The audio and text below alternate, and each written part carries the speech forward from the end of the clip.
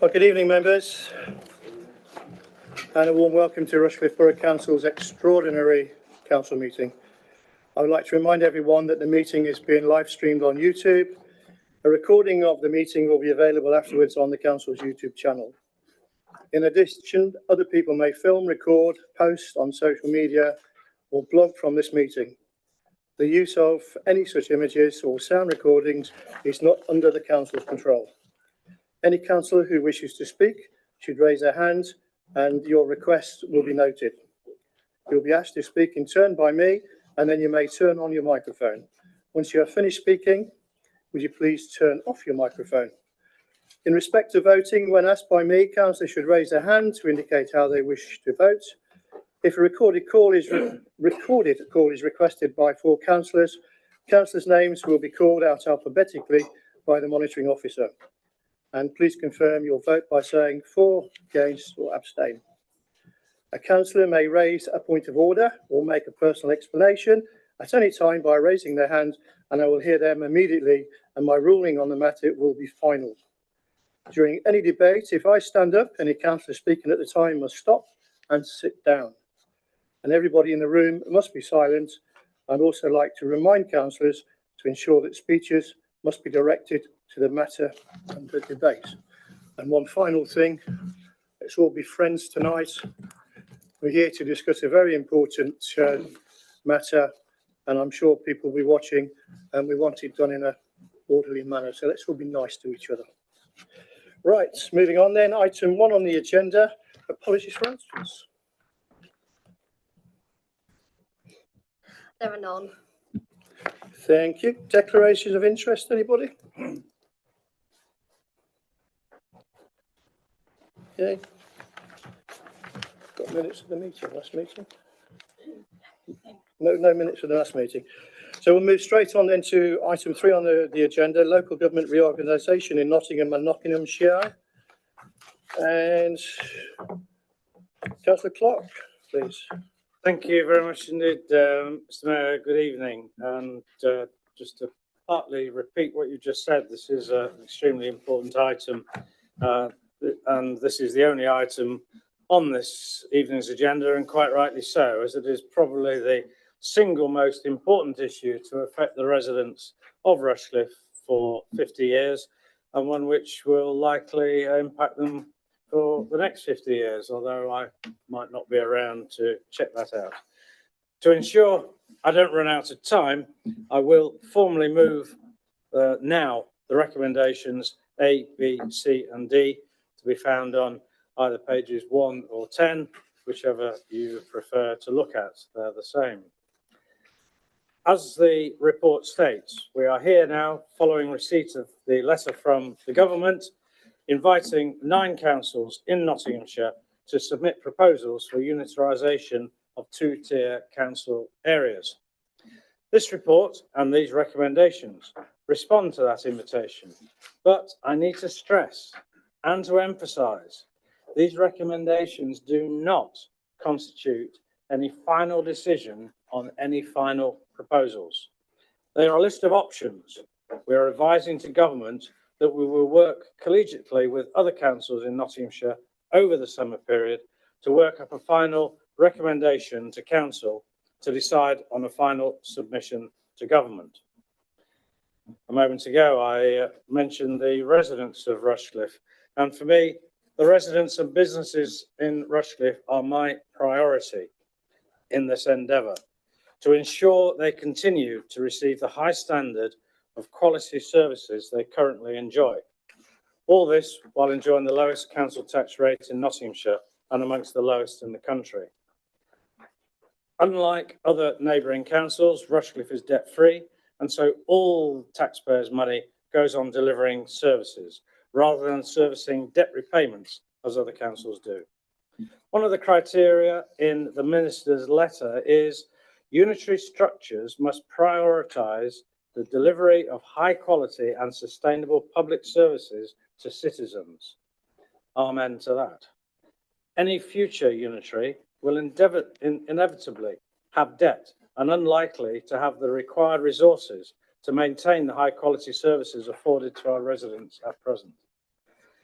Time has been short, and so it has not been possible to hold an in-depth study of options, which is why this paper is here before us now, as we have to submit a position statement by the 21st of March, tomorrow, which is a statement of options to be pursued and developed for drawing up a final submission by the 28th of November this year.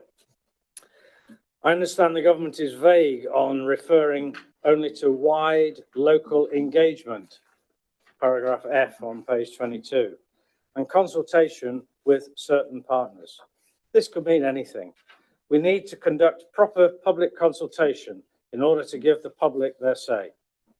This whole process will be shaping residents' lifestyle in their communities for decades to come.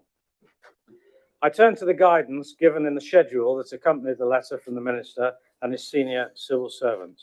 On page 19, paragraph 2A, refers to population figures aiming for 500,000 or more. Paragraph 2B goes on to say there may be certain scenarios where this figure doesn't make sense. Too right. This is not only vague guidance, but it is flawed guidance.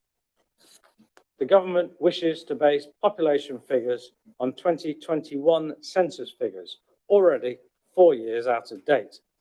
House building rates are increasing in Rushcliffe, and it will be at least another 3 years, maybe 4 years, before any new unitary authority comes into being. So the population figures they are using will be already 7 or 8 years out of date. It is claimed these are the only accurate figures available. This is nonsense. Here in Rushcliffe, we have a rolling record of reasonable approximations because we know day by day how many house completions, occupations there are, as occupied houses become liable for payment of council tax. We know the average occupancy of households, therefore we can make a reasonably accurate projection of what the population will be in 2027 or 2028. As the new authority will still be developing, maybe we should even use the local plan year of 2031. I'm sure all the other Nottinghamshire authorities will be able to make similar approximations, which would certainly be sufficient for establishing viability. Consequently, using what I believe are far more sensible population figures would bring the populations we have proposed for a 3 unitary model close to the mere guidance figures set out in the aforementioned schedule. The interim plan requested is only a direction of travel, which is expected to set out the area's progress in developing proposals. Personally, I don't like calling it an interim plan because the word plan implies some finality to it. It is no such thing.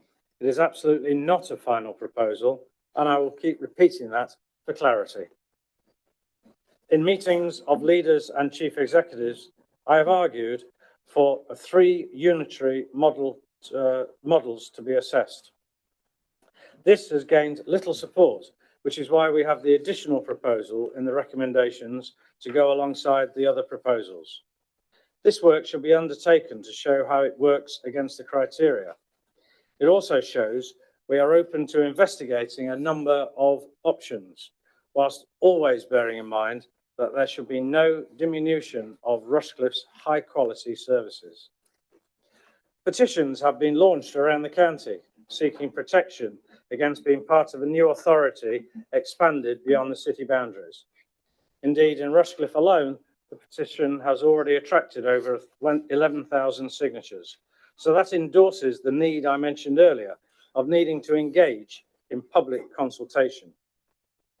Any expansion of the city would disaggregate services in the county, putting financial viability of services such as social care in peril. An expansion of the city would cost £8 million, an extra £8 million burden for the taxpayer in the transition costs to carry out an expansion. If an expansion of a new city council took place, those in Rushcliffe who currently enjoy a good social care service would at the stroke of midnight suddenly be part of an inadequate service in financial peril. It would also then put the services left outside the new city boundary in peril. The Borough of Rushcliffe enjoys the presence of many libraries and leisure centres. How long would it be before they were closed to compensate for the debts incurred in the city? We know that libraries and leisure centres have already been closed in the city. Indeed, the city leader recently said their finances are improving and could be back on track in the next 2 or 3 years. Therefore, maybe they don't need to be expanded into neighbouring territories after all. Any expansion of the city could well mean that the punitive workplace parking levy imposed in the city at the moment will expand into Rushcliffe, affecting businesses and increasing their costs. I will close by reiterating that the residents come first and the need to maintain their high standard of services they receive. I further reiterate that we are not making a final decision tonight. We are agreeing to put forward a list of options to be worked on over the summer, consult with the public and make a final submission on the 28th of November. I sincerely hope everyone will support these recommendations to take the work forward. Thank you, Mr. Mayor. Thank you, Councillor Clark. Do we have a seconder for this? Councillor Brennan?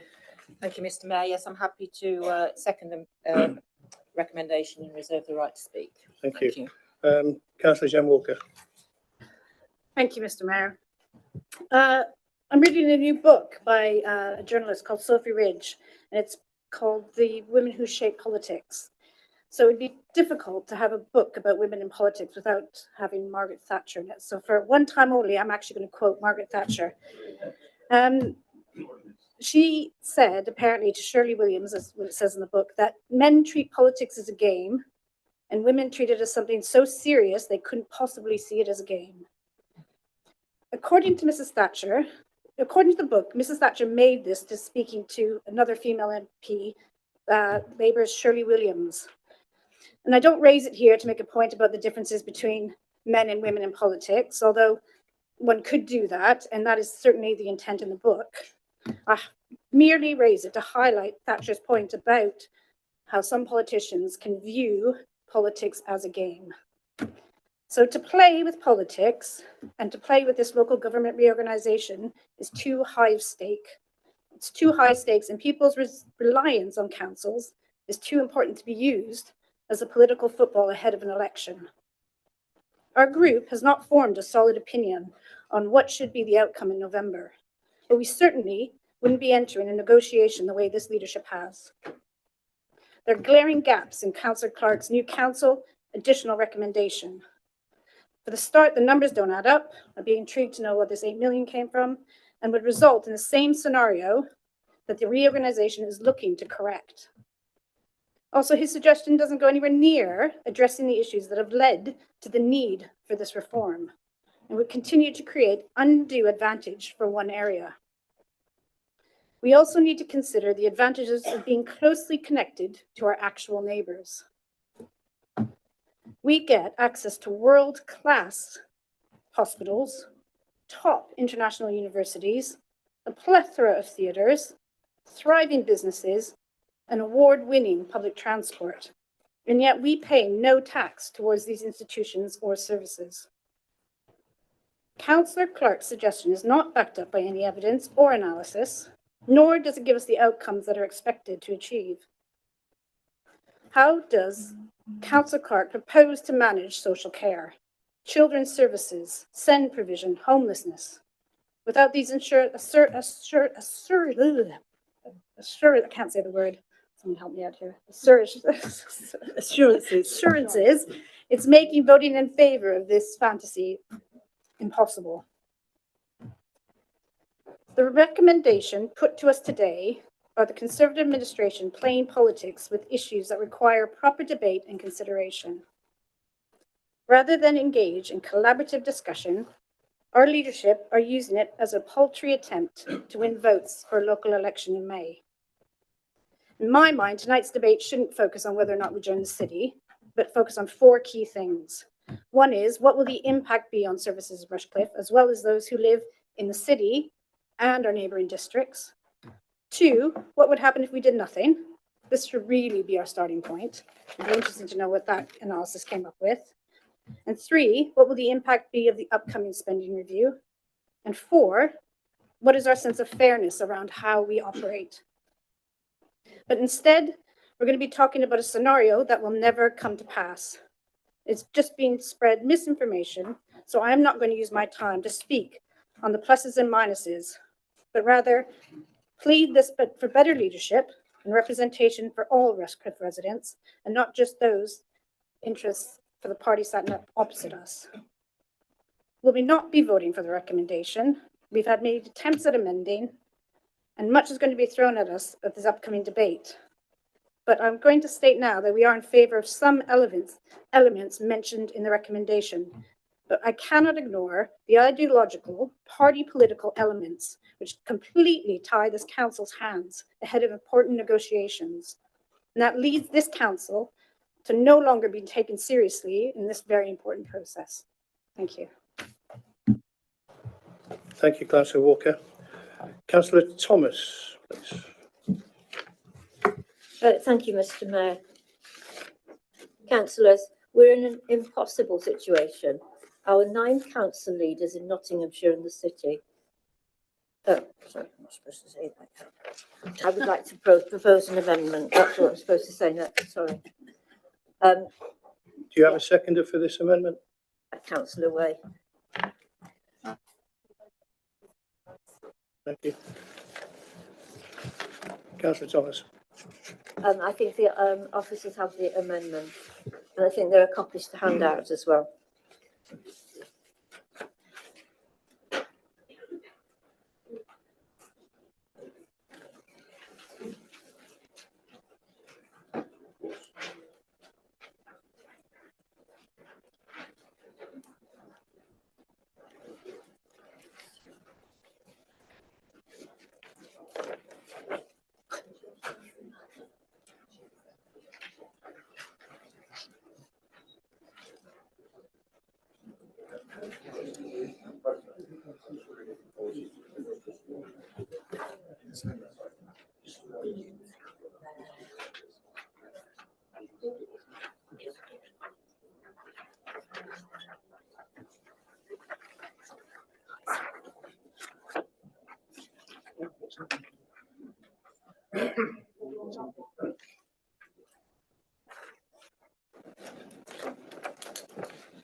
Okay.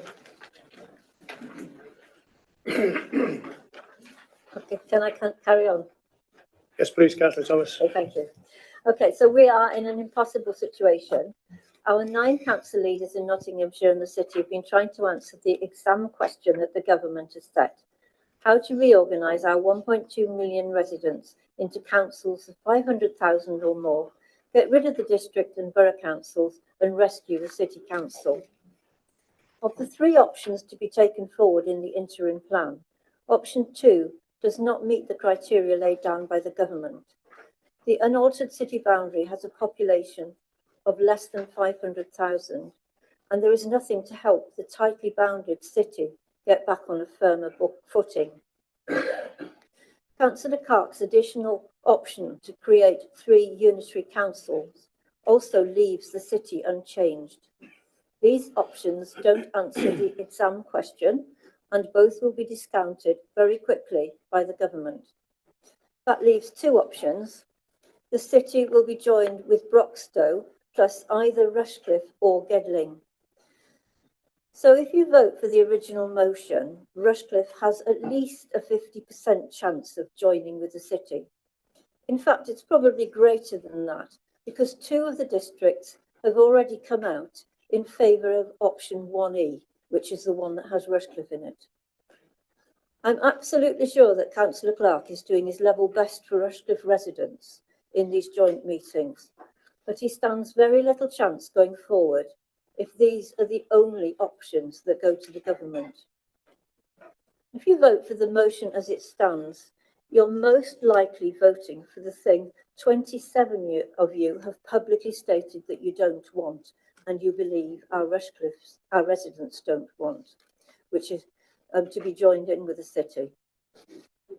You may be hanging your hopes on the leaders coming forward with boundary changes during the next stage and being able to justify them to the government. The most likely outcome of this would be a unitary donut with a bigger hole, drawing surrounded built-up areas into the city. This would most likely include West Bridgeford and maybe other parts of Rushcliffe. So again, your primary objective of keeping all of Rushcliffe out of any union with the city would not be met. We should send the government some better options that they will consider. The amendment doesn't mean that you're supporting either or both of the options. You're just putting them firmly on the table. Just talking about them will raise some of the issues and perhaps bring up other options. The two extra options have their drawbacks too. There are no magic answers here. The exam question is impossible. But I think they're better for Rushcliffe residents than the ones being put forward, while providing more support for the city too. Whether you think the city's position is because of mismanagement or an unfair funding model, surely we must all agree that something needs to be done about it. The government model is that more affluent areas will support the city. Some of you may agree with this, some won't. But given that it's coming, surely it's better if the city is part of a larger area, spreading the pain, if that's the way you like to think about it. Option D is to merge both Nottingham and Nottinghamshire into a single unitary council. This prevents fragmenting the upper tier services currently run by the county. It's probably a relatively cheap and easy transition process and provides the most support for the city because the whole of the county is helping to support the city. It has the potential to deliver the greatest economies of scale. However, the size creates challenges which would need to be managed with care. It does satisfy the size requirements of the government in that it is greater than 500,000 people.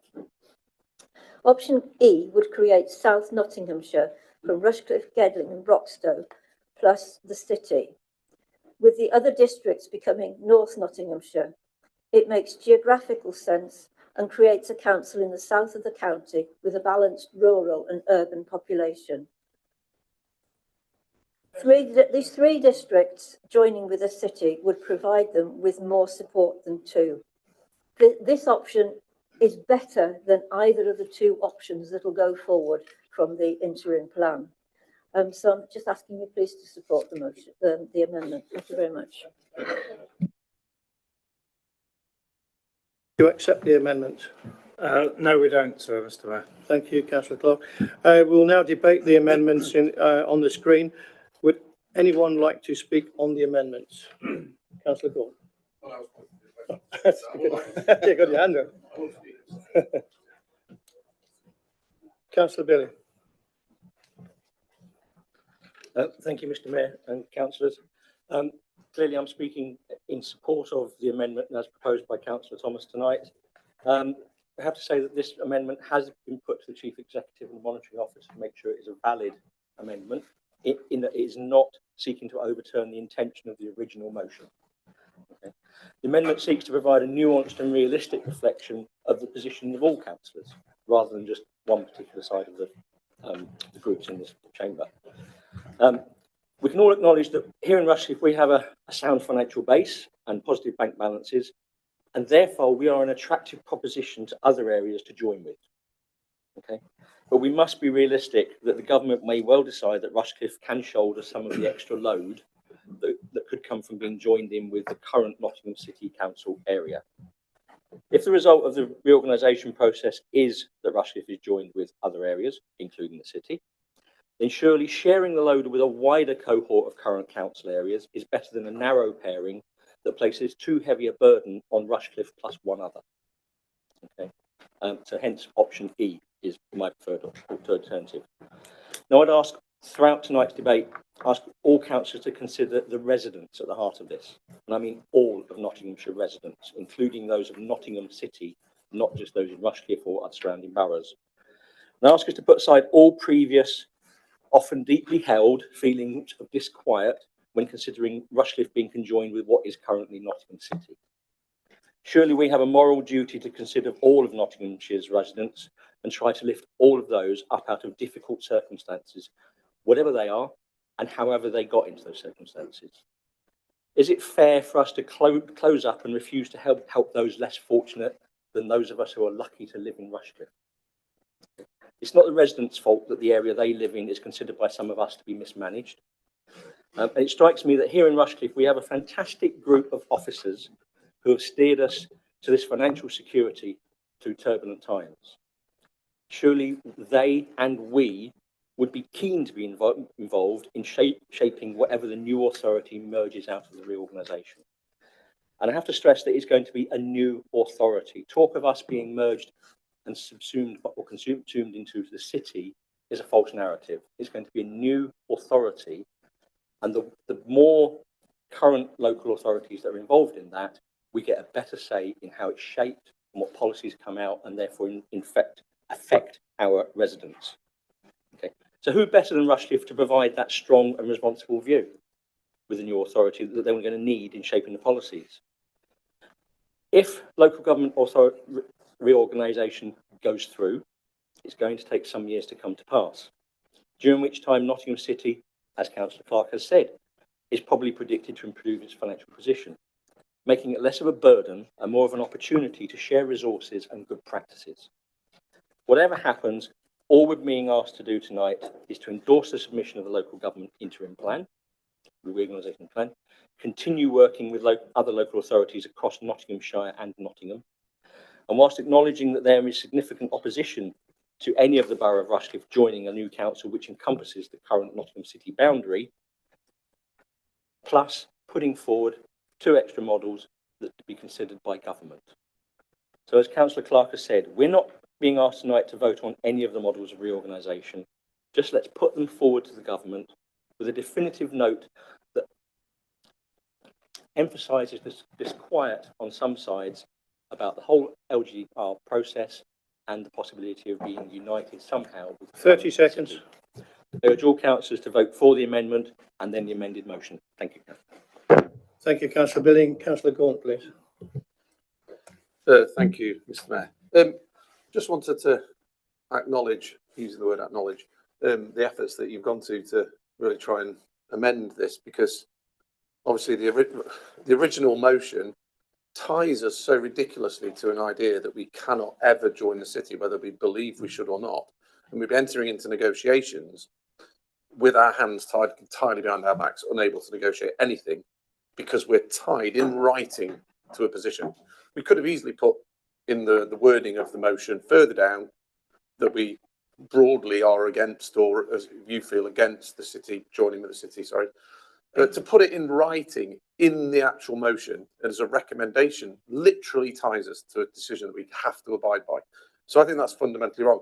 I'll struggle to support the motion, unfortunately, because it then does the same thing for E here. It mentions options. I don't think we should be mentioning options at this stage. You can't enter into a negotiation saying what you think should happen at that point in writing. You can have it in your back pocket. You can let it be well known, but to tie yourself to it it's just frankly really weak. And I also don't like the idea that a city council which is not going to exist is still something we don't want to join with. What you're really saying when you say you don't want to join with the City of Nottingham is that you don't want to join with the lower funding that comes from smaller council tax and having to pay for it. It's just totally appalling. I don't think that wording should be there. So I can totally acknowledge what you tried to do, because you had to, because no other motion or amendment would have been acceptable. We tried to amend it and it wasn't acceptable. But it's very difficult for us to support this because it doesn't change the problem. The problem is you're naming options and you're refusing to enter into any discussion where we might help the City of Nottingham, which is where people that we all know live, people that we work for and work with live, people that we support football teams with live, and we're refusing to give anything towards that or even negotiate that might have to be an option when the experts decide. So I just think it's sad that that's all we could do, but I do definitely commend your efforts in doing it, because I don't see what else we could have done. So thank you. Thank you, Councillor Gordon. Councillor Edivine, please. Thank you, Mr. Mayor. I do actually appreciate, and as Councillor Gaunt does, what the effort that's gone into this amendment, but I have to say I can't support it.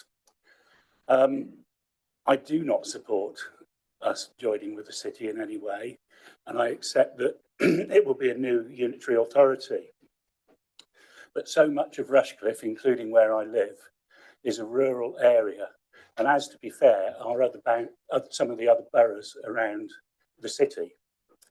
So the idea of being tied into a city that I have no connection with because I live in the countryside, and I can't imagine a council that would actually care about anything in the countryside that's based broadly around the city, would actually, it simply would not care for a vast swathe of Rushcliffe residents. And I'm not quite sure why we should put forward a further amendment. We've already put in Appendix C an alternative proposal. And at the end of the day, all of these proposals have come from the work that's been done by all of the boroughs. They come from largely the work that's been done by PwC. I don't actually agree with much of it, but that is the basis of it. And so I think there's absolutely nothing wrong with us trying to put forward an alternative, but to suggest that that alternative won't be looked at and here's a better alternative, there seems no reason why that better alternative would not be looked at on that argument. So I'm just basically saying that I really cannot support this amendment. Thank you, Councillor Edivine. Councillor Gowland, please. Thank you. Specifically, I want to talk about option D here, but I just want to make it clear for any residents listening out there, good luck to you, that the vast majority of our services do not come from Rushcliffe, they come from the county. And at the moment, the vast majority of our council tax actually goes to support services in the north of the county. And we have no problem with that. That's called, redistribution. It's called living in a big community. But it does mean that people in the very south of Nottinghamshire, in the south of Rushcliffe, are supporting people in the very north of Rushcliffe. And I do think you have just made a very good argument for a town council, Councillor Edivine.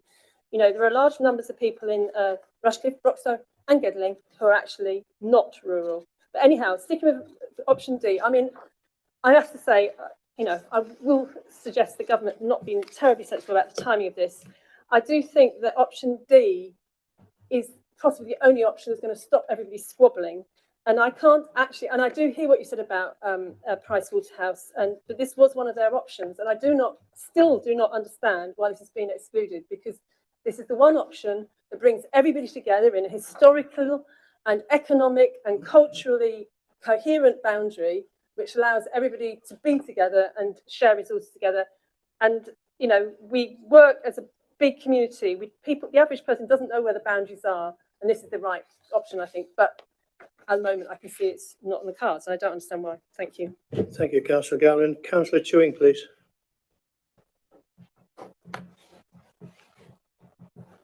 Thank you, Mr. Mayor. Thank you to the Eastleigh Independents for putting forward an amendment. I think it's important to offer alternatives, and they put some work in. Whilst I do agree with certain elements of their changes, I again reiterating other comments, I can't support it. I'll just quickly go through them. So I think it's important to look at changing and including that we're referring to Nottingham, and I appreciate the term Nottinghamshire encompasses Nottingham, but I think it's trying to divide those boundaries and make it clear we include the city in talks. I think it's important to say that there is significant opposition. So I like the wording that acknowledges there is significant opposition. So I think that is stronger to have that statement out there, because I'm against joining the city. But where I struggle with this amendment is option E, when it is proposing that we look at moving forward with Nottingham City, Broxtowe, Gedling and Rushcliffe. And I think we need to look at the issues we have. We have significant problems with funding in the city, which actually isn't the city's fault, as much of the people say to the other side. It is due to the archaic funding system and nearly 15 years of austerity that has taken place from the Conservatives, well, first of all, the coalition government, then the Conservative government, which is now being continued by the Labour government now. Now, the LGR process is flawed. It's about pulling people together, and pulling resources in, talks about efficiencies. That's cuts. Let's be honest about it, that's cuts. Okay, they're not giving sufficient funding, and that's what needs to be dealt with, is the funding. And what I can't go forward with is supporting this amendment, because it's creating a situation where we're creating a big beast, where Rushcliffe is taken into Nottingham City. There should be a better system out there. So I won't be supporting the amendment, but I do thank our colleagues for putting forward an amendment for that debate. Thank you. Thank you, Councillor Chewing. Councillor Jonathan Wheeler, please. Yeah, thank you, Mr. Mayor. Again, I welcome the fact that we've got an amendment here tonight. I think it's really important we do debate all the options. I think, like my colleagues here, we need to listen to every part of the debate before we consider what options to go with. And actually, a lot part of the amendment I can agree with. But what I think it's really clear, we have to send a really strong message that we do not support going as part of the city, an expanded city. And people talk about why we think, it's new city council, etc. Expansion is what all the city council leadership are talking about. If you look at all the articles, watch their meetings, they're saying city council expansion. So we're just using the terminology that the city council are, or many members of the city council are using. I mean, it's pretty clear, having been knocking on hundreds of doors in the last few weeks, 99% of people I spoke to do not want to join the city. And so it's absolutely clear we are here to represent our residents. And so speaking purely about the amendment here, where we're saying not just significant opposition, that's fine, but then to put an option to government to say, we don't want to join the city, but we're going to put forward this option that does see us join the city, sends mixed messages to the government. I think actually, if there is lots of proposals going in, which there are from 9 different councils, we have to be very strong, send our message to government and go, absolutely, we are clear, we do not want to join the city. Because if they are looking at options, if we send that strong united message that we do not want to go there, they can look at our options to how they want to actually look at government reorganising the councils in the future. So purely on the amendment here, because I'm speaking later on about our motion, just want to say again, thank you for bringing it, but it is very contradictory and we have to send, in my mind, a strong message. So I won't be supporting the amendment. Thank you. Thank you, Councillor Wheeler. Councillor Polenta, please. Yeah, I would like as well to thank Iris for doing the impossible, amend an unamendable motion. So well done on that. It is unfortunate we have to vote it on its totality. Therefore, I cannot support the motion for all the reasons mentioned by Councillor Mike Gaunt. But there is one bit of the motion, one amendment made by Iris that I would like to comment and I would like to elaborate why I think it is important. She has removed the word "or referendum," and I think that's good. I think a referendum is not the right way to engage the public on local government reorganization. It reduces a complex issue to a binary or limited set of choices, failing to foster a meaningful debate. Instead of genuine engagement, it risks becoming a tool of rubber stamping a decision already being made. If we are serious about democratic participation, we must reject the illusion of consultation that a referendum presents, especially when it holds no real power to hold the outcome. I'm favoring a referendum in other conjectures, but in that particular, I think it's totally the wrong tool, and it doesn't encourage public engagement. It does the exact opposite. What we need instead is an extensive deliberative process that allows people to fully grasp and explore government reorganization and municipalism. This means public meetings at the ward level, at the borough level, at the parish level, spaces where communities can collectively explore. We must also draw on the expertise already embedded within our society. Social care workers, healthcare professionals, city planners, transport officers, ecologists, NGOs, charities, local trade unions. They all can bring valuable insights in the discussion of how we can redefine local identity. It is also crucial to engage children and young people, those whose future will be saved. Their perspectives that are unburdened by existing boundaries can offer fresh ideas of how governance should evolve to meet the needs of the next generation. This is what meaningful public engagement looks like. Not a one-off vote that oversimplifies the issue, but a sustained, inclusive conversation that values both expertise and lived experience.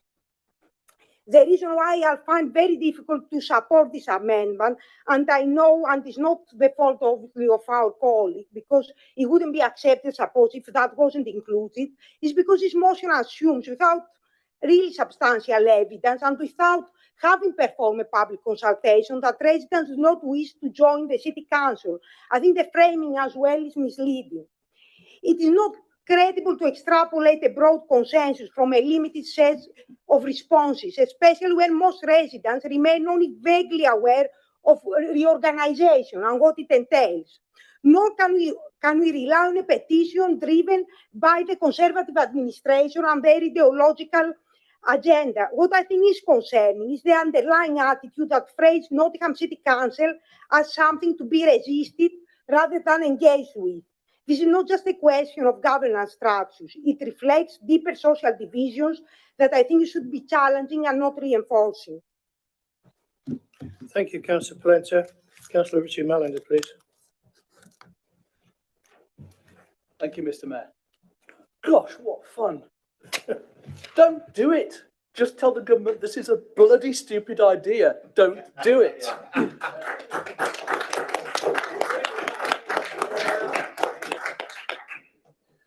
There are some truths here on all sides. The city is an underbounded authority. That's true. It's been poorly governed. That is also true. We also have a petition out there which has been coloured to look like it comes from Rushcliffe Borough Council.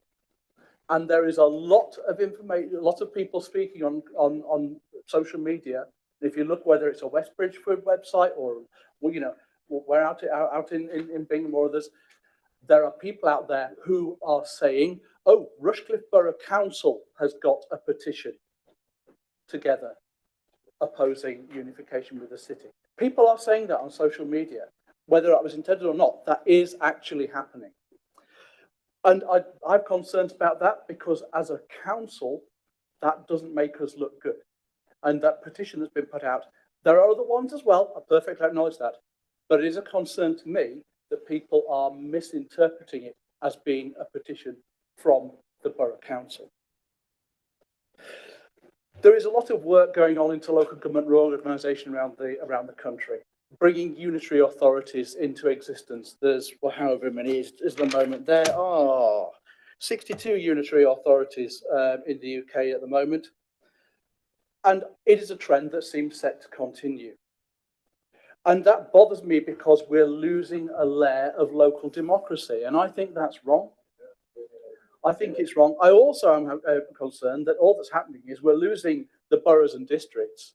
And then we think there'll be some wonderful summed up land of unitaries. But there won't, because we're getting mayoral combined authorities above that as well.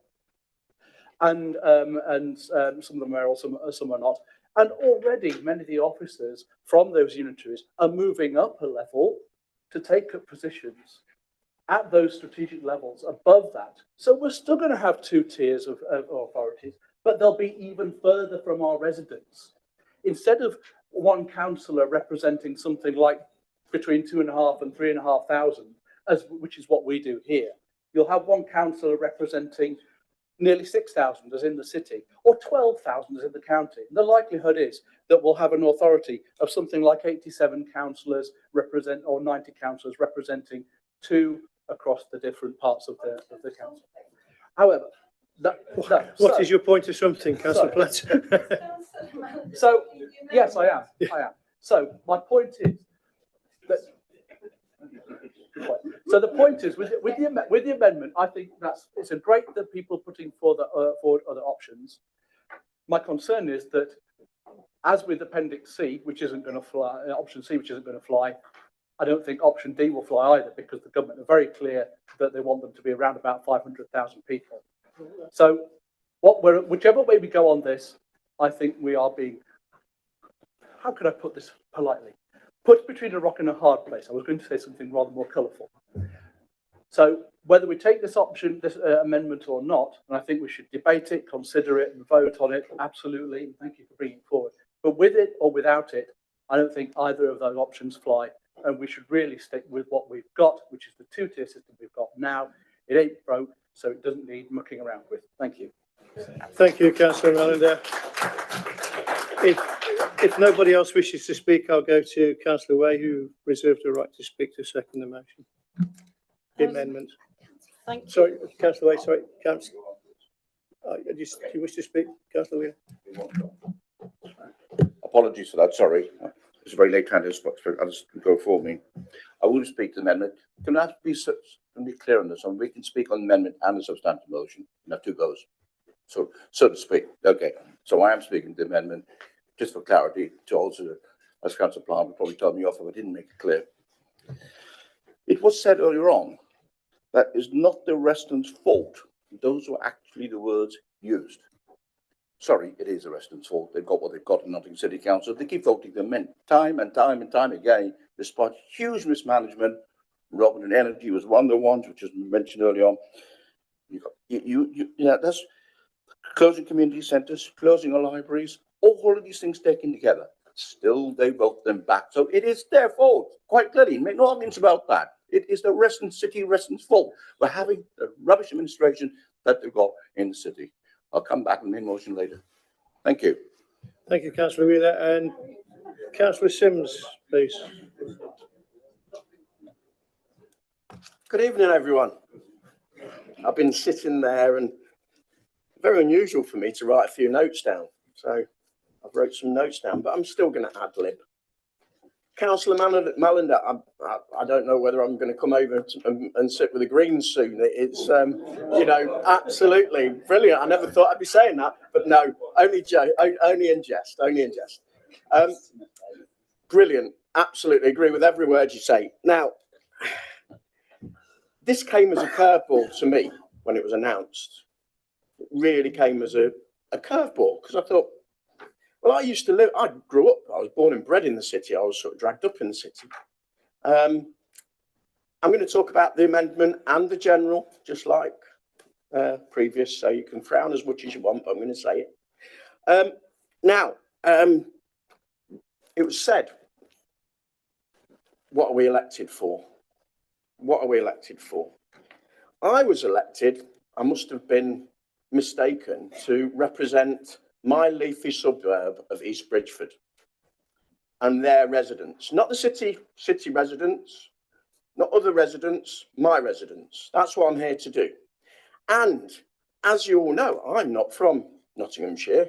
I chose to live in Rushcliffe. Do you know why I chose to live in Rushcliffe? Not because I'm lucky, because I chose to live in a council that was well run. Not because I'm lucky. I'm not lucky. I've worked hard for what I've achieved. So that's that really. Rushcliffe doesn't do anything. Doesn't do anything over there. When I came, I thought, wow, what a great council. Rushcliffe doesn't do anything. It's all the county council and the city council. I'm really take offence at that, if I'm perfectly honest, and I hope people listening on the web, on web, that this is the case. Right, okay. I'm just responding to what's been said. I'm just responding to what's been said. Just continue on with the amendment, if you don't mind. Okay, okay. Thank you. We don't pay any tax for the city. We don't pay any tax. So typical Labour, they want more tax off everybody. And people of Rushcliffe have got to pay their share for city services. Right. And referendums, they don't really matter. Well, we know that because this wasn't on the election manifesto of the Labour Party. Okay, I've finished. So we know that democracy is dead these days. Thanks, Labour. Does anybody wish to speak to the amendment? If not, I'll go straight to Councillor Way. Does anybody else wish to speak? Councillor Way. Thank you, Mr. Mayor.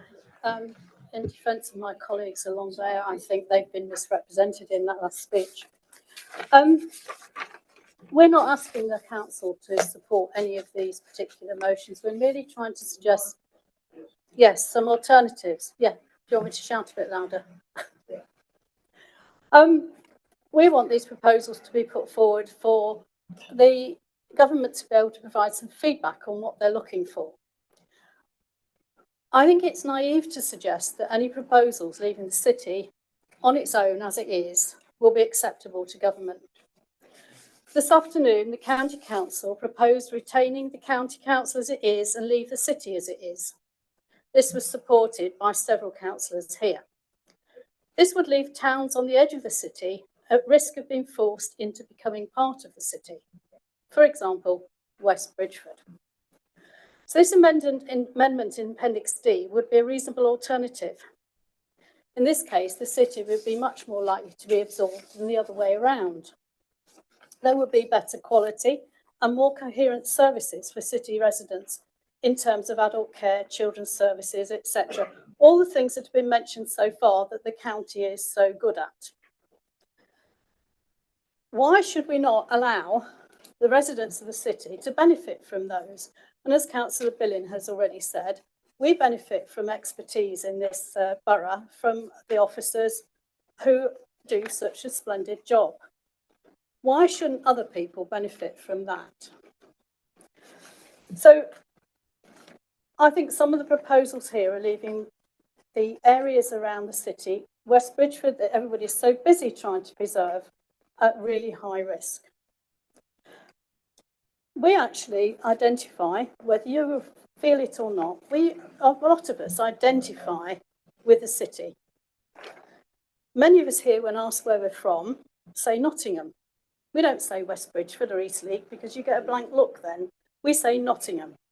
It's recognisable because it's Nottingham Forest, which I believe is a football team. I don't do football, so. Or Torval and Dean. But more often because of Robin Hood. Anywhere in the world you go and you say, I'm from Nottingham, they say Robin Hood. What do we know about Robin Hood? Whether he's fact or fiction and whether he actually came from Nottinghamshire is not relevant. But somewhere along the line, there's been a legacy of helping the rich, being forced, kicking and screaming, to help with the poor. Maybe we should think about that a little bit more, that we should be helping people who perhaps have less advantages than we have. Decisions here should not be made on party lines. This is far too important for that. This is our future. I know many people here on both sides of the room do not agree. Is this talking about the amendment? Yes, it is. Yes, it is, Councillor Jones, yes. A lot of people in this room don't agree with what's now what was formerly saying do not support. Sorry, which one is it? It's now C, but originally was B, saying do not support, that there's opposition to go to the city. There are people here who have expressed that as not being true. So I really hope that the people who think that will vote, whether it's for the amendment or for the final, if this doesn't go through, for the other recommendations. I hope that everyone here will vote according to their conscience, not what they've been told to do. Thank you. Thank you, Councillor Wade. Councillor Thomas, do you wish to reply? Yes, thank you, Mr. Mayor, and thank you everyone for a constructive debate on the amendment, which has been quite heartening, really, I must say. I've just got a few comments on what's been said. Councillor Edivine doesn't want to be tied into the city. He sees himself as living in the countryside. And I don't think either of options D or E would necessarily, they're not tying Rushcliffe into the city in any way. I didn't get that really. And he says that, you know, the proposals that have been put forward have come from the work done by PricewaterhouseCoopers, but he's all right to add one option to that. Councillor Clark's option, but doesn't think we should add any more. Well, actually, the more you've got on the table, the more debate there's going to be. The more options that are going to be considered. Councillor Chewins struggles with option E. I think the best thing about option E is that it's certainly better than option 1B or 1E. I think that's the thing, really, because you've got a bigger base wrapping around the city, so that entity would become something other than an enlarged city. It would become a thing of its own. It has a much better chance of doing it. That's one of the options. So Councillor Wheeler doesn't want to add any more options. I'd say this, Councillor Wheeler, you're down to 2 options that the government is going to consider in what you've got in from the interim report plus Councillor Clark's option. You're down to 2 options, and the most likely of those to be taken up by the government or applauded by the government is the one that you like least on that side of the room. So I just point that out, really. Richard Mallender says, Councillor Mallender, sorry, it says it's a bloody stupid idea, don't do it. Well, absolutely. I think you got claps from everyone on that one, or maybe certainly from that side of it. Not sure about the side of the room. But the recommendation doesn't say that anywhere. Now, I did add a bit about that. It was originally quite a bit stronger, actually, but you know, I was trying to get something here that everybody could sign up to, and I didn't want to be too rude about the government's plans there. But no, as the recommendation stands, there is nothing. There is no pushback to the government. We have made no pushback as Rushcliffe to the government on the fact that they're doing this. That was a fairly mild pushback, but at least it was a pushback. Yeah, and somebody else said, I think it was Councillor Mallender as well, said that the government are looking for councillors of around 500,000, about 500,000. It doesn't say that, actually, the guidance says more than, it doesn't say about. That may be what's in their heads, but I think just putting that option in would have that conversation. So, yeah, I'm hoping that, you know, at least having raised these options may mean that they pop up later on in the conversations, Councillor Clark, that you'll be having with other councils. I'm just hoping that the fact that there are more options out there needs to be covered off. And yeah, that's it. That's all I want to say. Thank you. Thank you, Councillor Thomas. Councillor Clark, you have the right to respond. Thank you, Mr. Mayor. Councillor Mallender, agree with everything you said. I don't know why Councillor Sindra was saying come over to you. I'm sure we can find you a seat if you'd like to come over this side, because we seem to be in complete agreement. And yes, I agree. We shouldn't be doing this, but because it wasn't in the manifesto, and you're right, it will make councillors more remote from residents because they are going to be representing a far greater ratio. So you are right. I differ with you when you say the government's very clear on 500,000. Oh, no, it isn't. I did actually highlight in my presentation that they say that there's a guidance of 500,000 or more, but then they say, but if you can provide an argument or evidence for having less, then they will look at it. So it isn't hard and fast.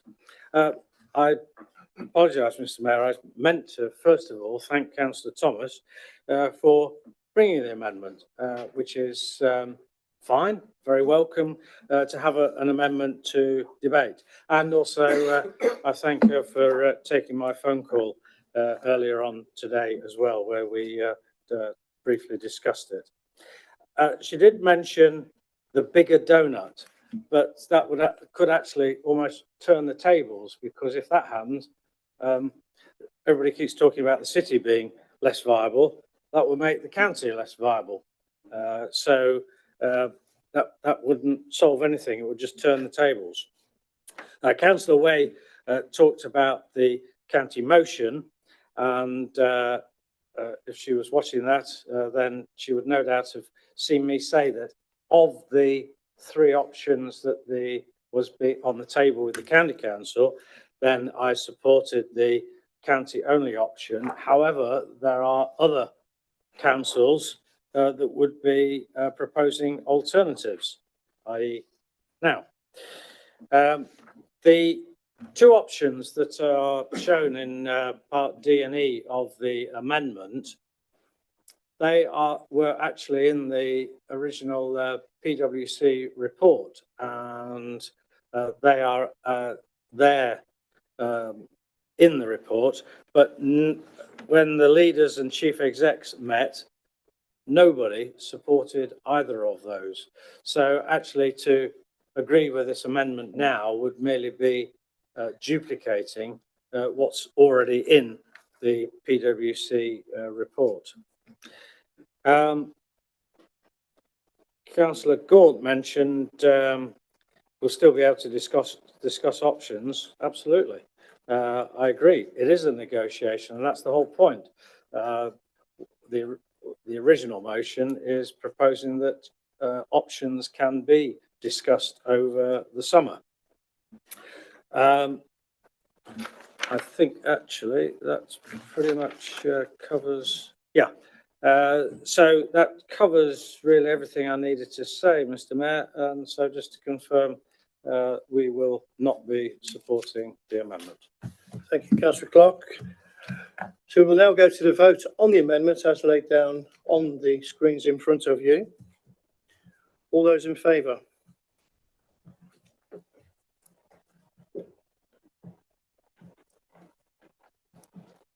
All those against?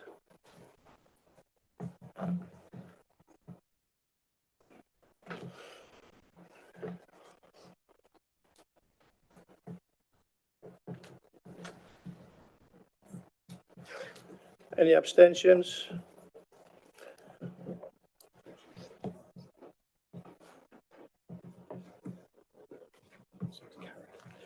So the motion's carried. No, sorry, four. Sorry, the motion is, the amendment is failed. 24 against, 10 abstentions and 6 for. Thank you. So we'll now carry on. Your point. We'll now carry on with the substantive motion, and we'll open that up for discussion. Councillor Gaunt. Councillor Calvert? No? Councillor Groker? You all put your hands up. Then you. Okay. Thank you, Mr. Mayor. Firstly, let me thank the Council's leadership for bringing this recommendation forward this evening and for representing the residents, businesses and communities of Rushcliffe in the negotiations with Nottinghamshire's other local authorities. I know that all of us in this room have the interests of Rushcliffe's residents at heart, although I acknowledge that for all sides it is a challenge at times not to be sidetracked by political opportunism. Unfortunately, there are some aspects of this recommendation we are being asked to consider which clearly smack of that. Whilst I absolutely support Section A and the principal intents of Section C and Section D, I cannot support Section B, which seems an unnecessary and premature position for the Council to take and has only really been included for political gain. The members opposite, and we've heard it this evening, never cease to make unfavourable comparisons between Nottingham City Council and this council. It's arguably their favourite sport to pat themselves on the back for how well they run things in Rushcliffe, in contrast to the Labour administration in Nottingham. In turn, we in the opposition seats like to remind them of the arbitrary political boundaries that have put more wealthy, prosperous areas within Rushcliffe, making their job a whole lot easier in comparison with probably any other council in Nottinghamshire. And so it goes on. But with the crucial matter of local government reorganisation, do we really need to continue this Nottingham baiting back and forth? Let's be clear, despite the scaremongering of the Rushcliffe Conservatives and others, the matter of Rushcliffe or any other neighbouring council joining or being taken over by Nottingham City Council is not on the table. What is on the table is the abolition of all councils in Nottinghamshire and the creation of new unitary authorities with new political boundaries. This distinction is of critical importance because whatever you think of the members, officers and general administration of Nottingham City Council is irrelevant to this debate because as an entity of local government, it is simply not going to exist. So in effect, what Section B of this recommendation does is deride Nottingham itself, as Councillor Gaunt said. Not the City Council, but Nottingham, the place. This I find to be both insulting and grossly hypocritical, and let me explain why. Councillor Brennan, whose knowledge and expertise I have great respect for, has often had discussions with me on issues of economic development, economic geography, as well as the strategies that should be put in place to promote place-based economic growth. We also discussed at Strategic Growth Board the role that Rushcliffe should play within the wider context of the Greater Nottingham and East Midlands economy, promoting prosperity across the region. Councillor Upton has also clearly set out the strong rationale for the importance of coordinated development planning. based on the functioning economic area of Greater Nottingham. His argument for this has been well made and his analysis soundly explained. Why then does the council seek to rule out any potential political integration with the functioning economic area to which much of Rushcliffe, particularly West Bridgford and the parts of the borough that form part of the Nottingham urban area, clearly belong, and which benefit the communities of Rushcliffe immensely? It isn't West Bridgford Forest FC that sits at the heart of the great sport Rushcliffe is so proud of. It isn't Rushcliffe Borough Transport that provides an award-winning bus service that allows Rushcliffe residents to commute to their well-paid jobs in Nottingham. Nor is it Rushcliffe College or Rushcliffe University providing further and higher education to many of the young people of the borough. Now, let me be clear. My position is not necessarily to support all of Rushcliffe being amalgamated with the current Nottingham City Council area. The proposals for local government reorganisation need further investigation and careful consideration. I am also willing to criticise some neighbouring Labour-led councils whose favoured recommendations imply that the market town of Bingham and the rural villages of eastern and southern Rushcliffe have a closer relationship with the Nottingham urban area than suburban parts of Gedling, such as Arnold, Carlton and Netherfield. This is, of course, a nonsense. And as I said at the outset, political opportunism is not limited to representatives of any one political grouping. But from this, we also know that if the council agrees with the recommendations put to us tonight, then Section B will be in direct contradiction to the expressed preferences of other Nottinghamshire councils. Therefore, further discussions and negotiations must take place. And in my view, these should strongly consider the option of redrawing the political boundaries of the boroughs surrounding the city of Nottingham to create an option that is actually based on the functional economic geography of the Nottingham urban area. A true Greater Nottingham Council, if you will, which reflects the alignment that I know councillors Brennan and Upton, and indeed many members across this chamber, recognise. Yes, this will require more time, more resource, political compromise, and need to involve the Local Government Boundary Commission. But given the obligations placed on us by government and a once-in-a-half-century opportunity to replace an outdated two-tier system that hasn't existed in any other urban area of Nottingham's size and scale since the mid-90s, it is clearly the right thing to do.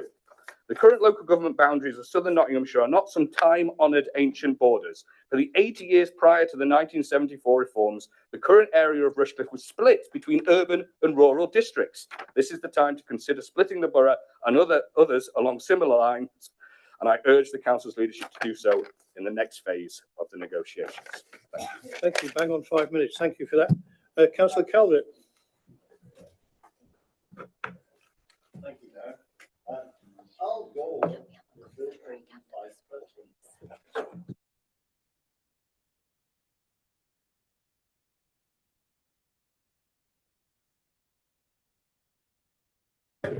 Put your microphone on, please. Thank you. Apologies. Start.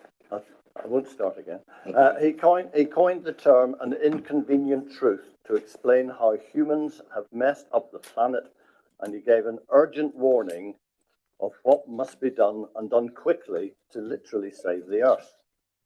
Well, there are other inconvenient truths closer to home that we as politicians have to face up to. One of those is right here in Nottinghamshire, and is the key issue in tonight's debate.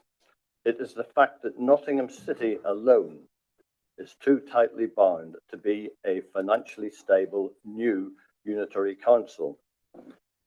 Last December's white paper states, we will facilitate a programme of local government reorganisation for two-tier authorities and for those unitary councils where there is evidence of failure or where their size or boundaries may be hindering their ability to deliver sustainable and high-quality services for their residents. It's as if it was written specifically for Nottinghamshire. When the city became a unitary authority in 1998, there was concern about its ability to maintain effective service delivery, bearing in mind its high level of need and its low level of income from council tax due to its very high proportion of Band A and Band B housing. Performance in the first 10 years seemed to allay some of those fears, but since 2010, things went from bad to worse. Successive annual Conservative cuts to local government funding has brought many unitary councils and county councils to their knees, especially those with the greatest needs. Our leader has had the opportunity and privilege to represent all Rushcliffe residents over the last 3 months, working collaboratively with the leaders of the other 8 councils in Nottinghamshire to determine new boundaries for new unitary authorities, guided by some clear government criteria. This has not been easy for any of them, as they've each had to face up to the challenge of possibly losing their own power base. In particular, it's been a test of how they could put aside personal and local ambitions to propose the best options for the county as a whole. In other words, a test of their leadership. How has our leader performed? Firstly, Rushcliffe Conservatives have been running a petition against any change to its boundary with Nottingham. It has the leader's fingerprints all over it. This is a tawdry document which combines insulting remarks about the city and its residents with a large dose of scaremongering regarding future levels of council tax. The latest insult by the Conservatives about the city and its residents in their reference to a new unitary council with the city and with other neighbours, whichever they might be, as lipstick on a pig. What disrespect. 10,000 people, apparently, have signed the petition in good faith, but many have been persuaded by threats of potential closures of libraries, leisure centres, etc. Secondly, we come to recommendation B, which replicates the negativity of the petition to not support any part of Rushcliffe joining the city and promoting its own alternative option as set out in Appendix C. Proposing a new option in isolation is a black mark for Rushcliffe. 30 seconds. As it is breaking away from the collaborative approach, which is the foundation of the interim plan. Just read paragraph 7 of the council report if you have any doubts. I think there's a real danger that the leader's defiant approach will backfire as he turns his back on the rest of Nottinghamshire and takes us down a blind alley, ignoring that inconvenient truth of the current failing of local authority arrangements generally. Thank you. Mr. Mayor, sorry, can I just ask for some clarification? There's rather an offensive accusation there. Something to do with lipstick on a pig. Can Councillor Calvert explain what he's talking about? Because I don't know what he's talking about. Yep. I went on the website of the Rushcliffe Conservatives petition on change.org, and that was the phrase that was written there. I don't know if anybody who's been involved with the petition can comment on from the other side, but that's what I read on the internet. Thank you, Councillor. But I am very pleased to hear that you would find that as offensive as I did. It's my intention now to have a short comfort break for 5 minutes. So if you can be back here just after 20 past, please. Thank you.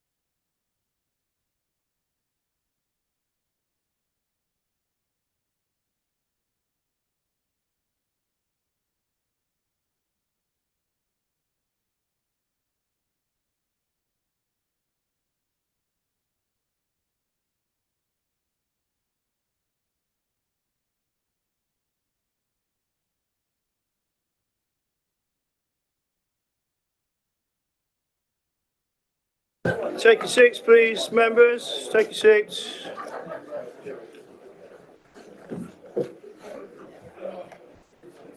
There's one disappeared. Someone's...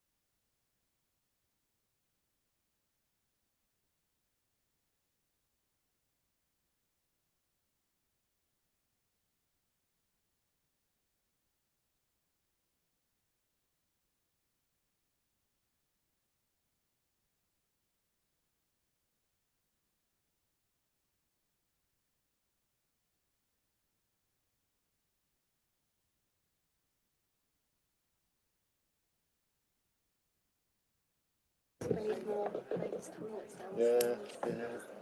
It's like being back flying. We're waiting for one passenger.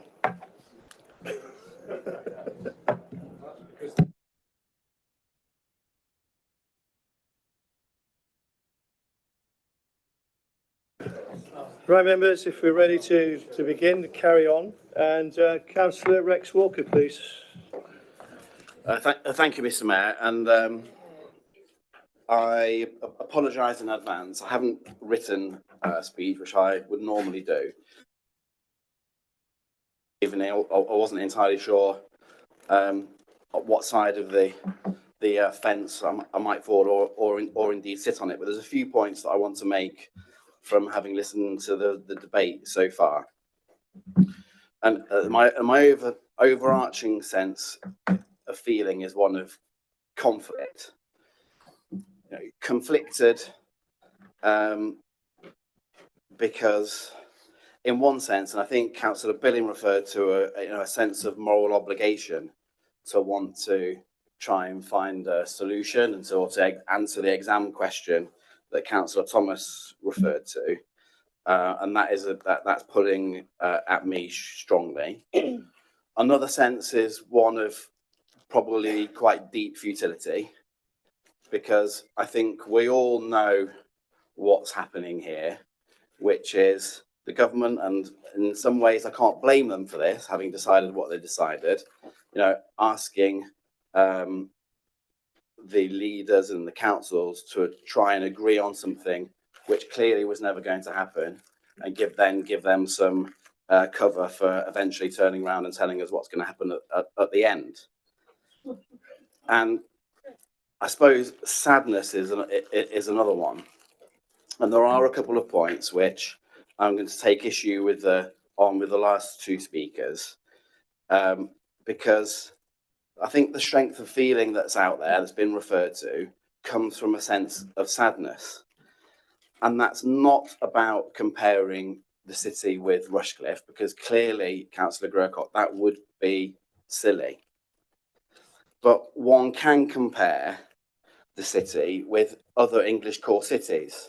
And there's a document referred to in the PwC paper, I think it's quite dated, but from 2019, with data about performance of the cities and with some key indicators. And they're the telling ones. And when you compare Nottingham City against the other English core cities, it is a very, very sorry tale. In terms of most deprived areas, and I would say we, are worse than Bristol, Leeds, Newcastle and Sheffield. Same for income levels. When it comes to employment, add in Manchester. When it comes to health, replace Manchester with Birmingham. when it comes to education and skills. We're the worst performing city from all of those. So that is what is driving people's concern about our areas being joined there.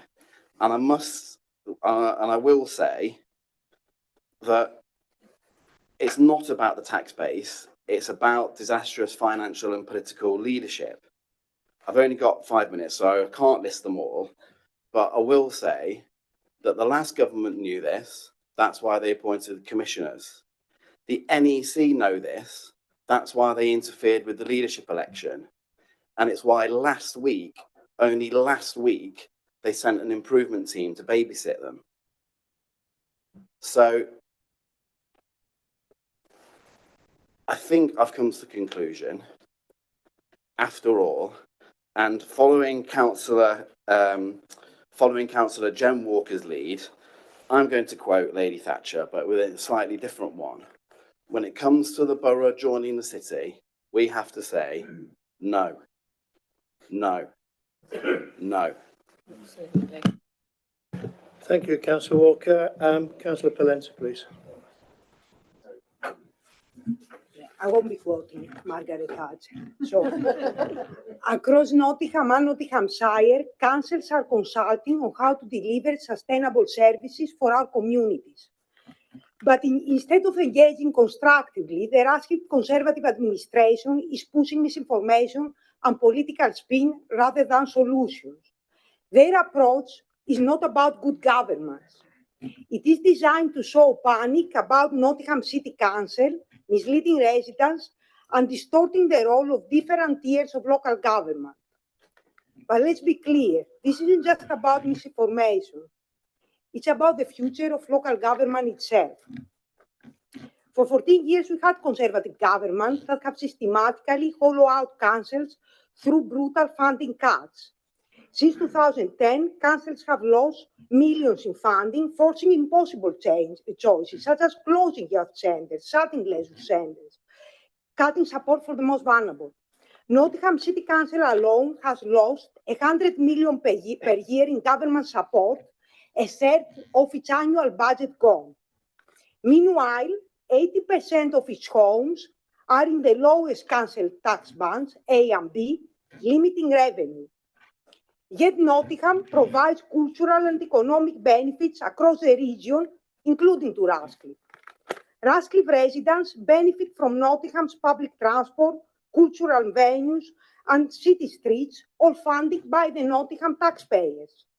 Like many councils, Nottingham faces soaring demand for social care, for homelessness, and other basic services. But Nottingham is not alone in that situation. It is in company. Since 2018, multiple councils have issued sections 114 declaring bankruptcy, and others require emergency financial support. In the sixth richest country in the world, this is not normal. It is the result of deliberate political choices. The Conservatives want residents to believe this crisis is just due to local mismanagement, when in reality it is the result of national conservative priorities and politics. We cannot let local democracy be dictated by cynical manipulation. Instead, we should demand a system that works for the people. Reorganizing local government must be about more than managerial efficiency.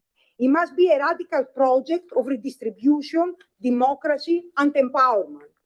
With proper funding, fair taxation, democratic accountability, a nationalized social care system, and a commitment to address regional inequalities, local government can once again become a transformative force in people's lives. This reorganization should offer a future when councils serve as engines of social justice rather than victims of austerity. Reorganization should be about rethinking how we govern. We need a radical reorganization that redistributes wealth and power, builds democracy from below, and reconnects local identity. That means people's assemblies and stronger trade union representation. It means participatory budgeting, ensuring spending reflects real community needs. It means ending developer-led planning, so communities, not private profits, shape our towns. It means regional models based on social justice, not economic competition, fostering collaboration, not division. This is bigger than administrative boundaries. Rushcliffe has long been positioned as a wealthy suburban outlier detached from the Nottingham and North Nottinghamshire communities. But we have an opportunity to redefine our role, not as an isolated commuter borough, but as part of a regional system built on solidarity, social justice, and democratic renewal. This debate should not be about partisan attacks or petitions. It should be about how we build a stronger and better democracy and better funded system of local government. Rushcliffe residents deserve a serious conversation about local democracy, not fear-mongering leaflets designed to mislead. At the very least, a local government should be open space for the articulation of ideas about how society and the economy can be transformed. For Nottingham, Rushcliffe and beyond, this is an opportunity to create a radical new localism rooted in solidarity, collective ownership and transformative politics. Let's seize it. Thank you, Councillor Glent. Councillor Gowland. Thank you. So if we're all quoting people, I'm going to quote, I think I'm quoting Councillor Ben Bradley from today, who I think he said, I think if we were going to design local councils, we could all agree we wouldn't start from here, or worse that effect. The aim of this exercise is to make a decision that improves the services for local people. And I think we can agree the current arrangements, well, I certainly believe the current arrangements are not correct. They're not working. You know, where I am, we have, as I've regularly said, either side of the pavement, the county and the borough responsible for different bits of grass. That's just one example. Housing and adult social care, the confusion that leads to residents with who they're paying. And, you know, there are many examples where this is not efficient. Now, efficient, of course, means staff. And we have to be very careful about talking about staff's jobs. But I'd like to think, in this case, it means better services, not less services. Better use of resources improves the lives of residents. Coming to the city, yeah, the city's made mistakes. Every council makes mistakes. We all make mistakes. But if you have no resources, and the city has very few resources, it has very few houses with bandy houses. Its average council tax take per household is very low.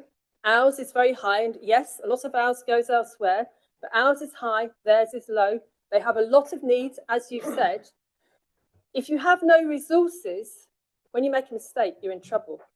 If your income's very low and you crash your car, it's a catastrophe. If you have a high income, you crash your car, you get another one. This matters to residents of Rushcliffe because, as has been said, many of us feel part of the city in some way. We, you know, use the city, we go into the city, people complain, and we're actively engaged in discussing what should happen in the Broadmarsh. What right have we got to say what happens in the Broadmarsh? Nothing to do with us. We aren't contributing to paying to get it better. We want a strong city because we want to use a strong city. We want a vibrant city. We want to walk up through shops that are alive and not dead. So let's say we're going to take over the city, right? Let's going to say we're going to make it better. This is a negative sort of council of despair for our area. All of us, we all use Nottingham. Thank you, Councillor Gowland. Councillor Edivine, please. Thank you, Mr. Mayor. And I think we've heard some arguments about things that are beyond the remit of what we're being asked to do at the moment. Yeah, it's all very well to say that actually you should redraw the city boundaries, etc. But you know, we're responding to the government. It's a Labour government that have put this in front of us, and they have said that everything should be on pre-existing boundaries. When the LGO paper came out, I read it through from start to finish, and there were so many things I couldn't agree with in there, but there are 9 councils trying to work together to come up with something. But what we're being asked to put forward is exactly what the government have asked us to do.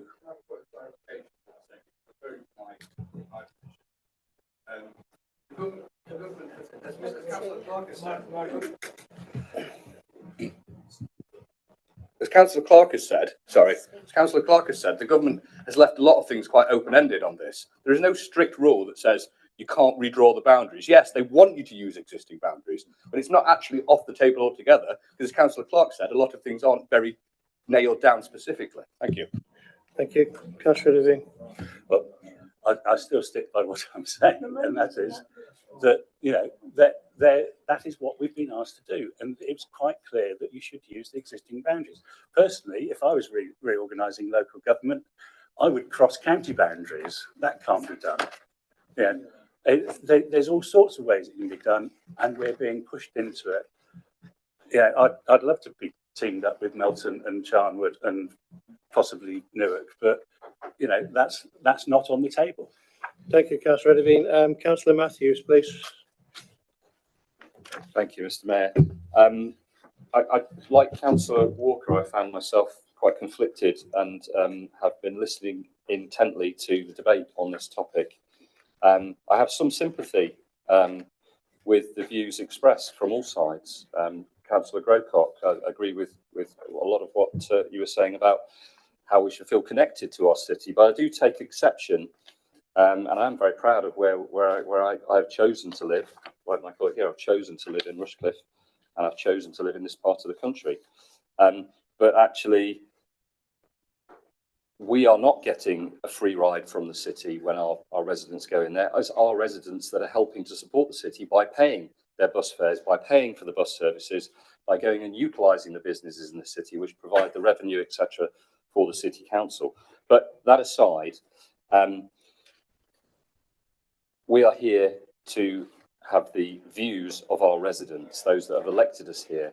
I live in West Bridgford, I represent West Bridgford, and I have yet to meet anybody in West Bridgford that thinks joining with the city is a good idea in any way, shape or form. None of the other councils seem to think joining with the city is a good idea in any way, shape or form for themselves. And why should Rushcliffe be part of it? This is an interim plan, an interim view. It doesn't commit us to any final solution, so to speak, because we have still got to see what the government's view is of all of the suggestions that come forward and enter into further constructive debate with everybody. So I think it's important for us as a council to actually express the views of the public that we are here to represent, which is what I intend to do. Thank you very much. Thank you, Councillor Matthews. Councillor Solomon. Thank you. I do feel deeply sorry for Nottingham City residents who are under the services and management of Nottingham City Council, because they have been failed time and time again. Yes, it's true that the council faces challenges with its constrained boundaries and difficult tax base. However, this does not excuse the incredible incompetence and poor decisions that have been made. The failed Robin Hood energy scheme alone cost nearly £40 million and undoubtedly contributed to the Section 114 notice in 2023. And earlier this year, the regulator of social housing reported serious failings, including a lack of up-to-date data on housing quality, with nearly 40% of council homes not surveyed for over a decade. We've seen the closure of the historic Victoria Centre Market after 54 years, serious child safeguarding issues, the collapse of the Nottingham Castle tourist venture, and a deliberate decision not to address the tax-based issue by allowing an enormous amount of student accommodation exempt from council tax. Now the City Council is bankrupt and is subject to management intervention from their own Labour Party. Contrast this with Could you stand up if you wish to make a point of order? And what is your point of order? Point of order. Point of order. And what is your point of order? We're discussing. I'm waiting for it. Right, thank you. So just to clarify, the motion is asked, or the recommendations are asking for, we're talking about Nottingham City boundary, we're not talking about Nottingham City Council, and all the things you've talked about for the last few minutes have been about that, right? We're talking about joining with Nottingham City as a thing, not the City Council, and it will be a completely new council. So can we please stop doing that? It isn't the same thing. It's It not is a- because yeah, you're not agreed. talking about the motion. We're talking Yeah, about city boundary, not the city council. So everything you've said about city council does not count with this recommendation. It's about the city boundary. If you have a problem with joining with the city boundary, can you please tell us what that is? Not the city council, which we are not joining Thank you, with. Councillor Vaughan. Councillor Solomon, carry on. Thank you. The City Council runs the area within the Nottingham city boundary. So now the City Council within its boundary is bankrupt and it's subject to management intervention from their own Labour Party. Contrast this with Rushcliffe Borough Council that operates within Rushcliffe boundary, which last year celebrated 50 years of success.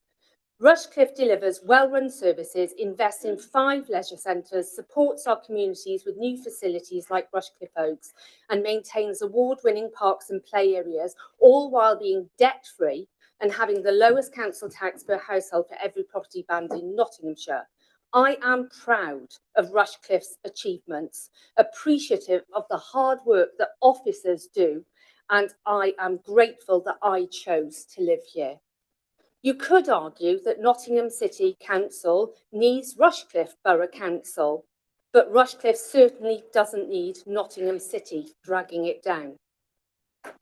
I came in here tonight with an open mind, prepared to listen to being persuaded about the benefit of joining Rushcliffe City Council. No one has spoken up and mentioned one benefit at all.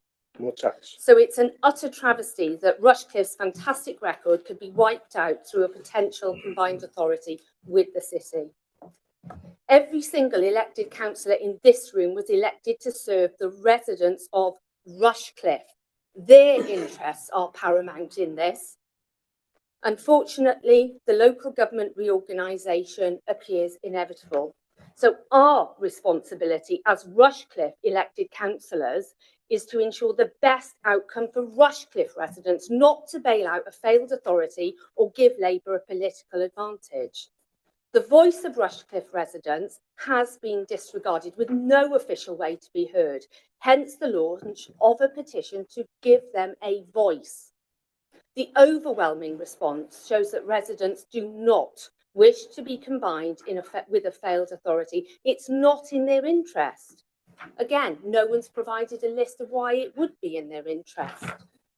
Therefore, I fully support our recommendation to reject combining with Nottingham City Council.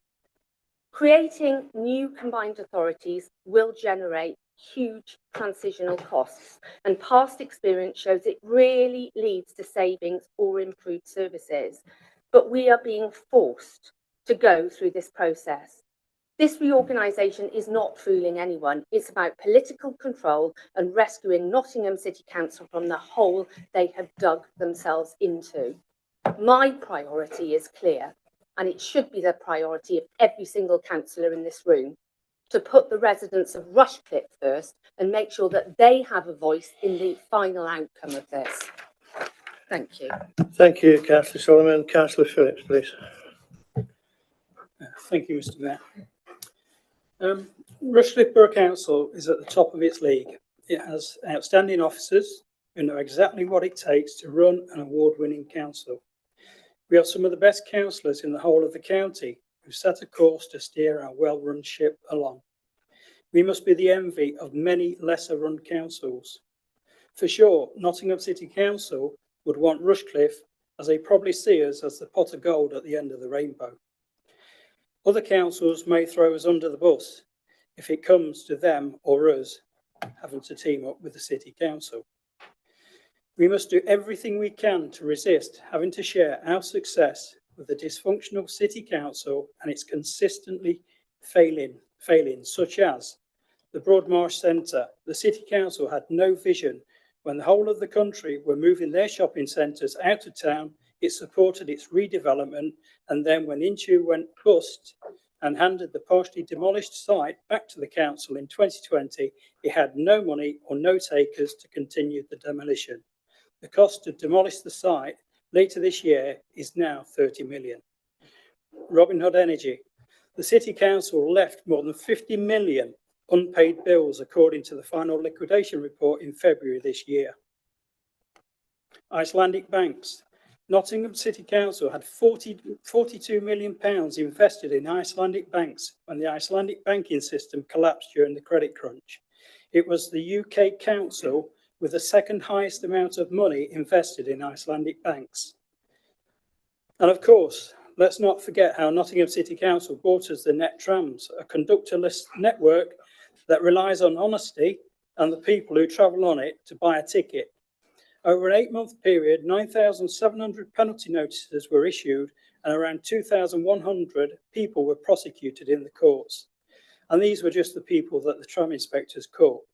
So is it any wonder that net filed losses of 26.2 million in March 2024, which was a massive improvement on the previous year's loss of 57.1 million? Let's not forget the workplace parking levy, introduced by Nottingham City Council in 2012 to tax businesses who have more than Councillor 11... Phillips, can you speak to the motion, please? Okay. What I'm trying to say is that Nottingham City Council councillors, they have the choice of where they invest their money, and they make bad decisions all the time. The workplace parking levy is one, and it penalises businesses, and we don't want that. We want to help our businesses in Rushcliffe, so we don't want to be associated with a city council where basically business is penalised. You know, the workplace parking levy is a perfect example. £570 per parking space, you know. We owe it to our Rushcliffe residents to do everything within our power to stop being part of the option that involves Nottingham City Council. It's a shame the population... Councillor Fisher, stand up. Councillor, you got a point of order? Stand up. Switch your microphone off, please, Councillor. It's hard to explain. I teach year 7s, 8s and 9s quite a lot, right? They're 11, 12 and 13 years old, and they would understand this, right? We are not talking about Nottingham City Council. The only time you can talk about Nottingham City Council in this situation is when you keep the boundaries. We get the city boundaries. I've already asked Councillor. The city boundaries staying the same. Thank you. That's when you can talk about City Council, not Thank you, Councillor as a rant. Councillor Phillips, please talk to the motion. Thank you. Just hang on a second. I've got Councillor Billings. You have a point of order, Councillor Billings. Point of clarity, really, Mayor. Can I ask that the recommendations that we are being asked to vote on are on screen, so that all councillors on both sides know what we're actually voting on? Apparently, we can't do that, but it's on your agenda documents on page. It just seems that some councillors seem to forget what they're talking to, so I think it'd be a nice reminder. Okay, I'll get your point. Councillor Phillips. Thank you, Mr. Mayor. I'll wrap up now. So basically, we owe it to our residents of Rushcliffe to do everything within our power to stop being part of any option that involves the Nottingham City Council. It's a shame the population of Rushcliffe isn't much bigger. If it was, one of the options today might have been for a standalone council, and an outstanding one at that. Thank you. Thank you, Councillor Phillips. Councillor John Wheeler. Yeah, thank you, Mr. Mayor. I think first of all, we should say, you know, we're being criticised and compared to City Council. We're hearing from the other side about how the City Council is deprived and it's all the government's fault for years of austerity and the usual rubbish. So that's why I think it's very unfair that people from our side, as Philip said it really well in terms of pointing out why we are so much against joining with the new City Council, expanded boundary, whatever you want to raise it as, because the way the residents on the doorstep is joining the City Council. That's how they see it. And we talk about, you know, what that we go to city don't contribute. How many people from the city come to Nottingham Forest, come to the cricket ground, come to Home Pierpoint, come to Nottingham Rugby? We don't charge a toll on the bridge. I might be giving Councillor Verdi ideas if I say that. But how many people come to Trent Bridge? How many people come across to, for example, TBI? How many people come to Bishop Park? I remember last year when I took my counterpart from the County Council Armed Forces Champion round Compton Park, first 3 families we spoke to from the city. I didn't go, oh, sorry, we pay for this event. You have to go across the bridge, please. Bridgeford Park, when we opened it the other day, first family from the Meadows, again, didn't go, you've got parks in the city, we pay for this, off you go. There is a quid pro quo. When we go to London, do we sit there and have to go, well, we do on the tube, but do you have to give money when you go into there? No, we don't contribute to London Council. So there is always this relationship across boundaries. And I think it's really important that we say it's not our job to bail out the city. You know, we are here elected by our residents to represent what's best for Rushcliffe. And I've heard nothing today to convince me from a view I was fairly certain of before I came to the meeting, what we're going to be considered, which is, are residents be better off in a new city council boundary? There's nothing to be said today. All I've heard from Nottingham City Council in all their speeches is how it's great for the city if there was a new city boundary for their residents, but nothing from what would happen to our residents to be better off. And so that's what we've got to bear in mind. And that's who we were elected by, our residents, and they're the ones got to look in the eyes. Been said by colleagues, you know, out social care, for example, that I'm responsible for the county there. How many other people we look after to the city? I mean, I've had social care workers join from the city, and the stories they tell me are appalling. So, absolutely no way will I want to give my people over there. And I think what's also important is we talk about funding other parts of the county.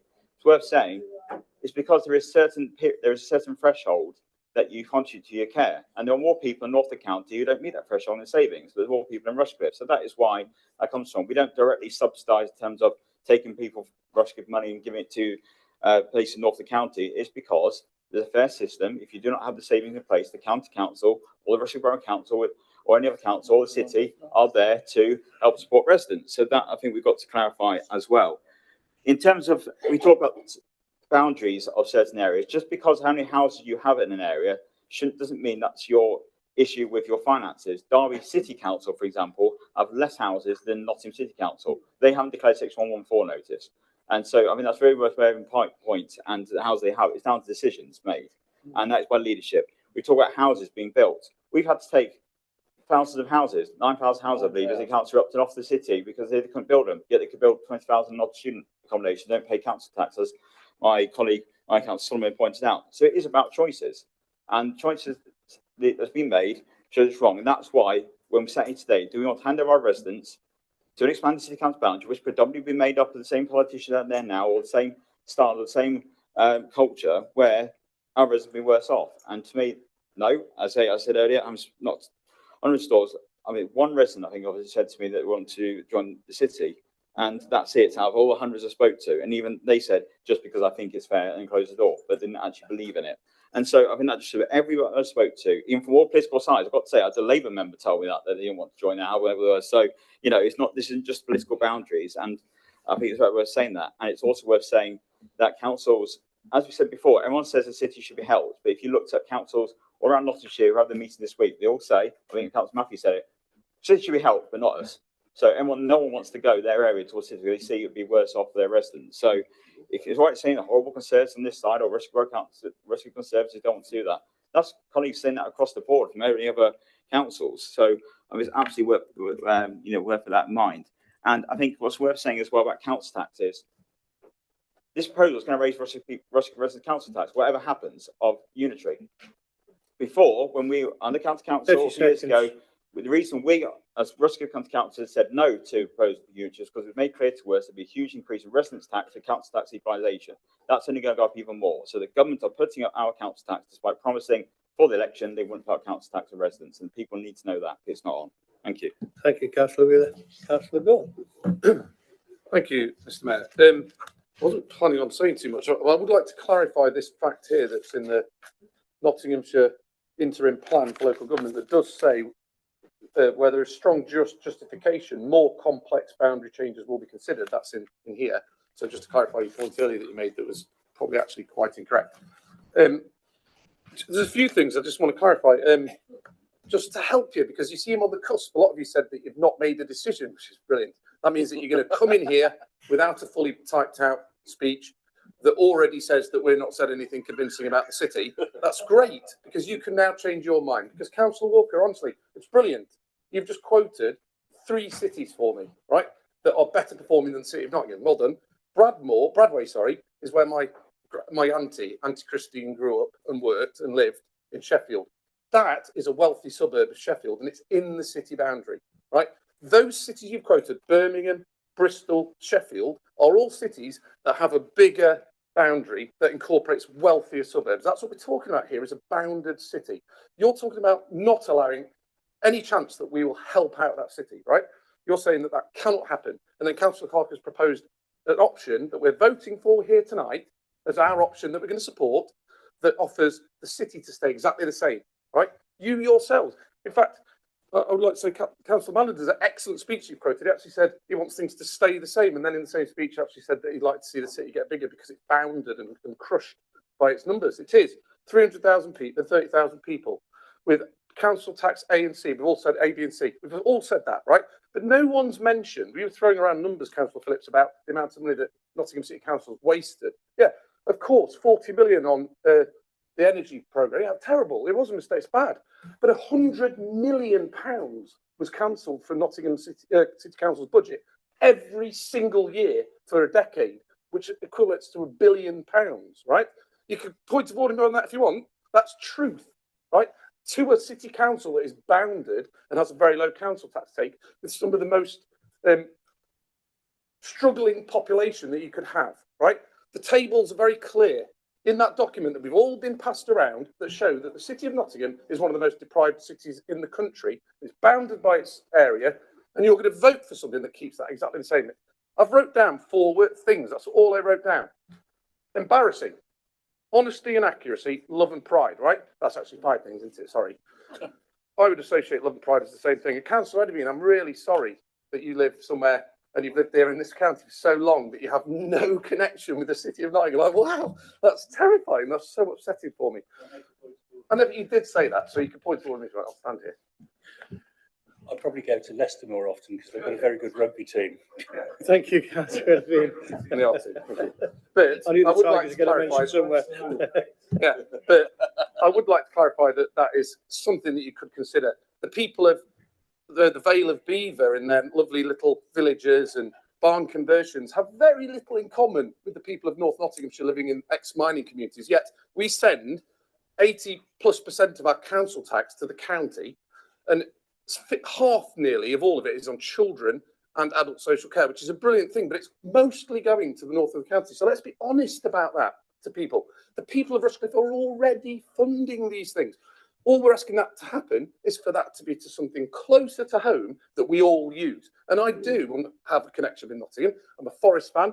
At the end of the day, when I walked out of the city ground the other week in the dark and watched thousands of people pouring across Trent Bridge into the city, I stopped my kids and made them look, because it's one of the finest sights that you can see. Right, makes the hair stand on your end. Didn't make their hair stand on their end, but made my hair stand on my end, and I was pontificating.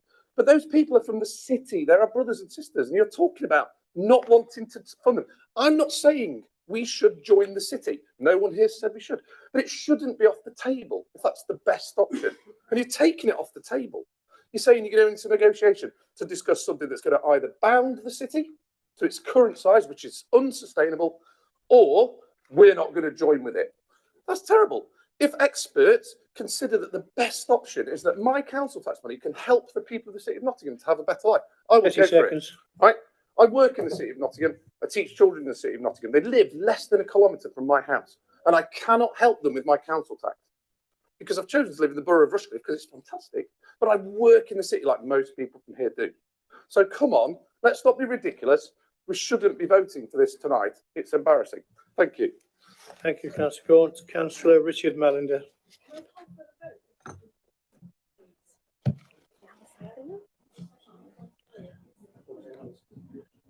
I didn't hear that. Stand by. We've got 3 more people wishing to speak. Then we'll go to 4 more people now. 4. Then we'll consider that. Thank you.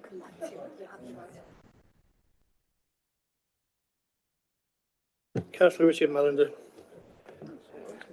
Thank you, Mr. Mayor. Yeah, it's a vexed question, isn't it? Yeah, the City Council, without wanting to change, if you didn't want to change the boundaries at all, then we would say change the funding model. Make sure that the City Council is able to deal with those deprived areas, and make sure that it has, the funding and the income that it needs to support those people who are in need within the city.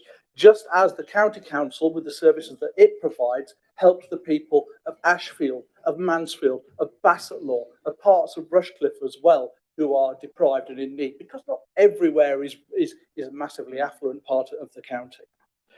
I am concerned that sometimes this argument's being couched as if it's being absorbed by the behemoth of the city versus being on our own. But it's not as being on our own, is it? much as we love Rushcliffe and work for it, and we've got excellent officers, and many of us have been councillors here for a long time in Rushcliffe, Rushcliffe is going. If this goes through, and we're not part of the city, then we're part of a unitary authority that includes Bassetlaw, Ashfield, Mansfield, Newark and Sherwood and so on. And that's a big area as well. And I've got sympathy with the idea of having, one council covering the whole of Nottinghamshire. Yes, that makes sense in some ways. It's simpler, but it means that the councillors, whether it's us or other people, would be representing much bigger areas, far bigger sort of populations of people. And it's harder to engage, and it's removing democracy from people at those lower levels. I have a concern about that. If in this, one could say pity poor Broxtowe, because they're the ones in almost every model that get added to the city. And I've heard people from Broxtowe making equally passionate things about, oh, they don't want to be with the city. And you say, oh, well, does anybody know anybody who does want to be merged with the city? Yes, I do. I get people who are residents in my area saying, we're on the 11 bus route. It would make far more sense for us to be part of the city. West Bridgeford is just over the river. Why don't we merge with the city? I do get residents saying this. That is an opinion that's out there as well. And this is why we have to listen to this. And this is why ultimately we should be putting this out to the people themselves to say, yes, you have a debate in this. You have a say on this as well. This affects everybody in Nottinghamshire. When I was growing up in Worksop, we never had anything to do with the southern end of the county at all. West Bridgeford was the place where something called County Hall was. Nottingham was a long way away. And like you're going over to Leicester for the rugby. If you lived in Worksop, you looked to Sheffield. That was your local city. That's where you went to the cinema. That's where you went to go shopping if you couldn't buy stuff in the town centre. Yeah, you can buy it all at Meadow Hall. I remember that. Or Meadow Hell, as it was also known as well. So we live in our counties, and we're proud of our counties and their history and their heritage. But we can't deny that we live in economic areas as well. And this area here is within the economic, cultural boundaries of Nottingham City. And I don't think we should be so utterly petrified of that. If this council area joins with the Nottingham City Council area, as it certainly currently does, then I'd like to think that people in this chamber this evening would be standing for that new council and fighting for their residents just as hard as they fight for them in this chamber here. And that's all I have to say. Thank you, Councillor Mallender. Councillor Mallender, please.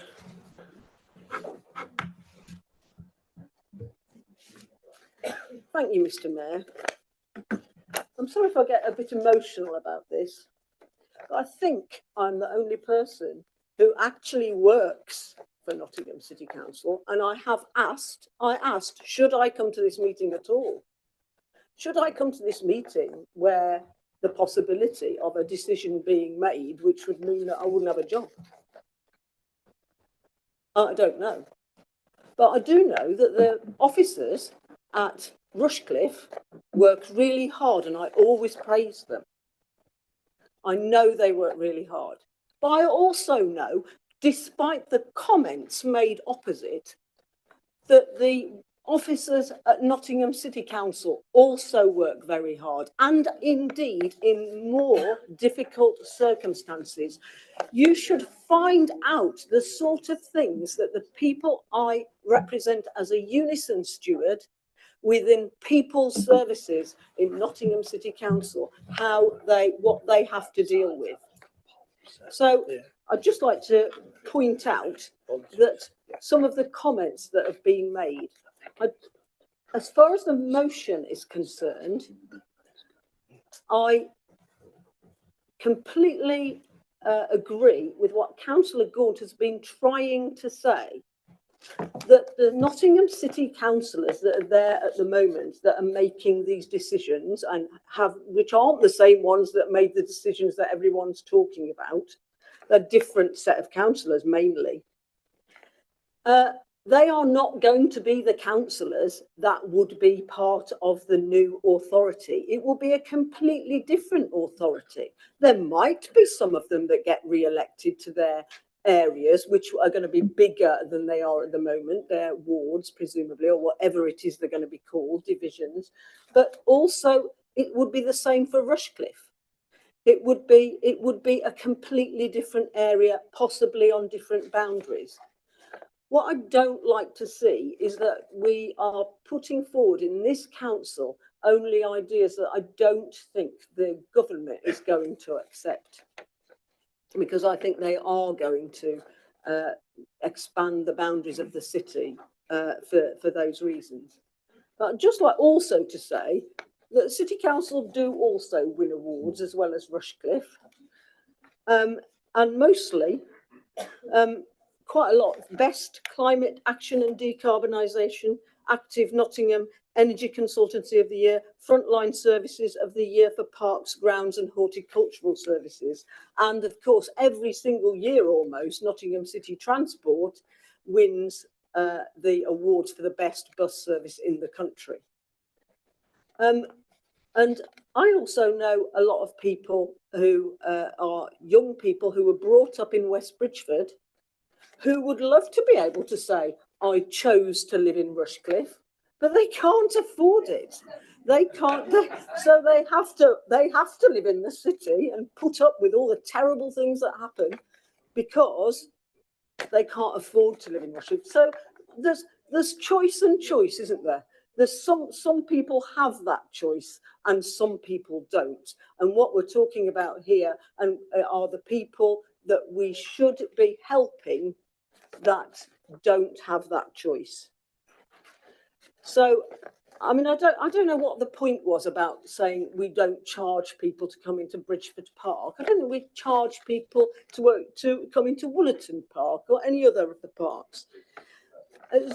There's how many people, if we're going to talk about the tram, how many people parking illegally all over the streets of Lady Bay every time there's a Forest match, and indeed other times, how many of those actually pay for the fact that they're doing so? Councillor Mallon, you're straying from the point a little bit. Well, I'm just trying to answer some of the points that were made earlier that we allowed to be said.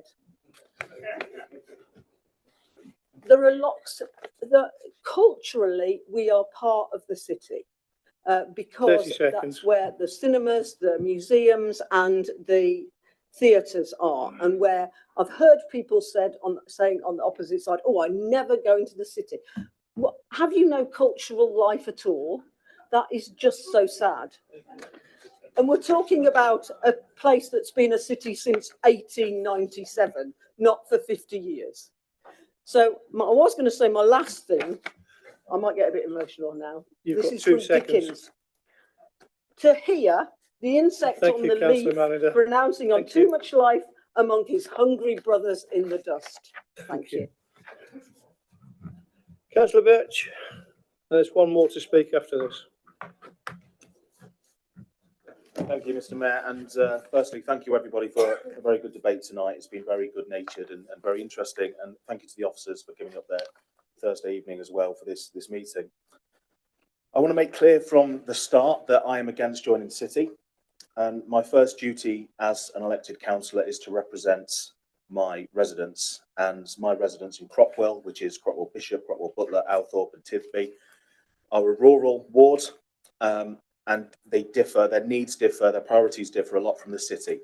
And I have to represent them, and therefore I will be supporting this motion this evening. I do have to say that Labour and others here have made some very reasonable points, very reasonable indeed, and I hope that these points can be talked about going forward. This local government reorganisation is happening this time. We know the Conservatives have tried to do it in the past, in recent memory, but now the Labour government are trying to do it. So I'm against joining with the city on principle. I do have concerns about the organisational structures changing and also, frankly, about the governance. I respect that a lot of the councils that have gone to the wall have been Conservative. Actually, if you look nationally, it's not necessarily a Labour issue. And I, again, say this every meeting, I'm a former Conservative member. I've got much more in common politically with the Conservatives. But we need to be fair. This is not a unique issue to Labour. There have been Conservative councils that have gone to the wall as well. And it seems to me that the model, the system does need changing because they do have higher overheads for very well understood reasons, which is why they are in financial distress. And I strongly suspect they would have been in financial distress even without all the mistakes they've made. And my God, they have made some mistakes. So what have we got on the table tonight? Well, we've got a recommendation by Councillor Clark, and Councillor Clark is our representative. He has gone in with the other leaders of the other councils to negotiate. And unfortunately, he has failed to garner support for this option. It has no support, as it says in the document. We are alone on this recommendation. And it seems to me to be a little bit of a sort of Hail Mary negotiating tactic to try and leverage a better position in the negotiating table. It's a pretty weak position, but that's what's before us tonight, and that's what I'm going to vote on. I do have to say something about some of the comments that have been made tonight regarding the petition that's out there. And I did initially sign the petition. I signed it as a private citizen. I didn't publicise it, but I withdrew my signature on the basis of predetermination and the fact it may jeopardise this council. And we've got, I believe now, Councillor Clark, and I'm not sure about you, Councillor Brennan, but I believe you've signed it now, so that all of the 25 Conservative councillors have signed it. We've heard councillors tonight say you're approaching this with an open mind, having signed a public petition. Exactly. I mean, stick to the motion, please. Yeah, it is a bit farcical. Thank you. So, with regards to some of the other points that have been made tonight, as has been said, yes, Rushcliffe has a low tax, as in the 6% of the tax that goes to the Borough Council. As we said at the budget, we do pay among the highest council tax in the whole country. We're 16th highest out of 348 councils. It puts us in the top highest 5%. Nottingham City is number 2.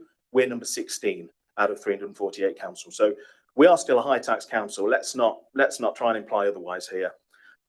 And in effect, we are subsidising the less affluent areas in the north of the county through our county council tax, which, as we all know, makes up over 80% of what we all pay. So it's a tricky situation. I've got to do what's best for my residents, and as I say, I will oppose joining the city boundaries.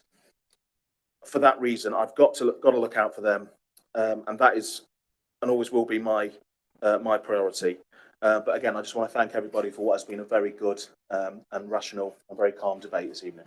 Thank you, Councillor Birch. Councillor Chewing, please. Thank you, Mr. Mayor. Let me start by making my position clear. I do not support the government's position to move to unity authorities with a minimum size of 500,000. I do, however, recognise the benefits of moving to a unity system. We eliminate the duplication we currently see. For example, we, the borough, collect waste while the county disposes of it. The county recommends housing adaptations for those in need, yet the borough administers the funding.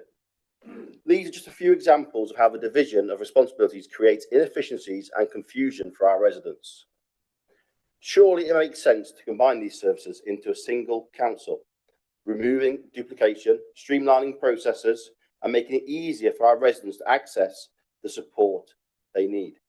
However, what I cannot support is the creation of a bloated unitary authorities that are too large to manage effectively, eroding local accountability and making harder for residents to engage with decision makers. We risk losing our identity. What we need are smaller unitary authorities, ones that cut out duplication while keeping decision making local. While the proposal and recommendation C makes a step in this direction, the areas being suggested are still too large, reducing local accountability and detaching decision making from the people it affects. The real issue here is that we're being shackled by the Labour government's insistence on a minimum population of 500,000. This arbitrary threshold is fundamentally flawed and will result in distant, disconnected councils that fail to serve the communities properly. That said, while I believe this process is deeply flawed and has been forced upon us, we face a choice. Do we bury our heads in the sand, or do we engage, challenge and push back? The answer is clear. We must engage and fight for change and demand a system that works for our residents. So I will be supporting the recommendations tonight in its entirety. I would like to make a few more comments. On endorsing the submission of local government reorganisation in Part A, interim plan of government of 21st of March 2025, while I do not support the three options mentioned in the report, 1B, 1E and 2, the work has been done, and it's only right that we share that information for full transparency to the government. Now turn to recommendation B. I fully support the statement that Rushcliffe should not be part of a new council that includes Nottingham City. Rushcliffe has a distinct identity that our needs and priorities are fundamentally different to those of the city. Trying to merge them into a single authority would create a structure that fails to serve either area effectively. However, I must reiterate my earlier concerns. While a free unitary model is an improvement, I still believe that such authorities would be too large and unwieldy. What we truly need are more manageable, sizable unitary authorities that ensure local accountability, efficient governance, and services that remain close to the community they serve. On the call for public consultation or referendum, I fully support this. This is one of the biggest changes to local government in our lifetimes, perhaps even our children and grandchildren. Why wouldn't we ask people what they think? Their voices should be heard. We cannot rely solely on a petition created by the Conservative Party with a clear political agenda. The process must be independent, meaningful and robust. And so, Mr Mayor, while I do not support the Labour government's arbitrary population limit, and I believe the process has been poorly handled by the government, I do believe we must engage, but at the same time fight for a better solution. That's why I will be supporting all of today's recommendations. Thank you, Councillor Chewing. Councillor Brennan, you seconded the motion and reserved your right. Thank you, Mr Mayor. I too would like to add my thanks to the quality of the debate this evening. I think it's been absolutely fascinating. And it's amazing when you hear people's views, how you find alliances, allegiances and agreement across a whole range of divides that you would never normally expect or anticipate at one of our meetings. And I think that's been great. I support unitary authorities. And I was going to say, I wish we weren't here to discuss it because I think we've got better things to do.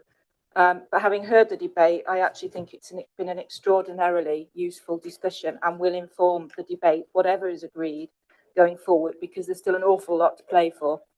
I understand the government's need for political expediency, so it's doing it early in the term, and I understand why it needs to be done quickly, although I do fear that we may be acting in haste and repenting at leisure. One of the things that Councillor Mallender said that I would really like to reiterate, which hasn't been said very much, I'm not going to say anything about the city because I think it's all been said, is about devolution and whether this does actually represent any kind of devolution. My experience of sitting on MCA boards is all I hear is county council services going up to MCA, and I see a whole layer that's closest to the residents of Rushcliffe disappearing. And I'm sorry, and I know this is going to maybe upset a few people on both sides, but the county council, similarly, the county council's proposals under this LGR for a single unitary authority on its current boundaries, probably unachievable, but would represent potentially in that time a population of nearly 1 million by the time we get to 26-27. So that is a huge county authority. And I think it's important that we keep a distinctive voice for Rushcliffe in all of this.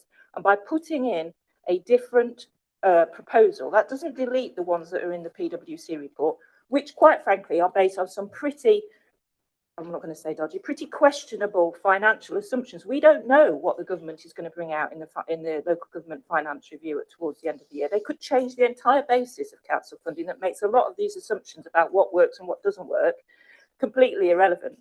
So I think we need to treat it with caution, that report. There's an awful lot of more work that needs to be done. And I do think that the issue of democracy is the issue that gets spoken about least in all of this. It's about money, it's about finance, it's about services, all important. But it also be a little bit of a spare space for some discussion about democracy and how close people are to those they elect and represent them in their area.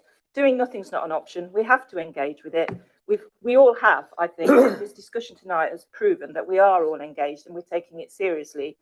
We don't agree now. We don't have to agree now. That's not what this recommendation is about tonight. It's about saying we're going with the flow. We're working with the other local authorities across the area. We haven't taken our ball home. We've put another ball in the play, but we've not taken our ball home, and we're going to continue. And the work will start once more information is available to us. So thanks again for the discussion. It's been really helpful for me in consolidating my own views. There's an awfully long way to go. This recommendation tonight puts a flag in the sand that says we are working for Rushcliffe residents. Their views are as important as any other community across Nottinghamshire. And 30 seconds. And we have and want a distinctive voice for our residents, because that's our job, and it's our job to amplify it. So I'll be supporting the recommendation this evening. Thank you, Councillor Brennan.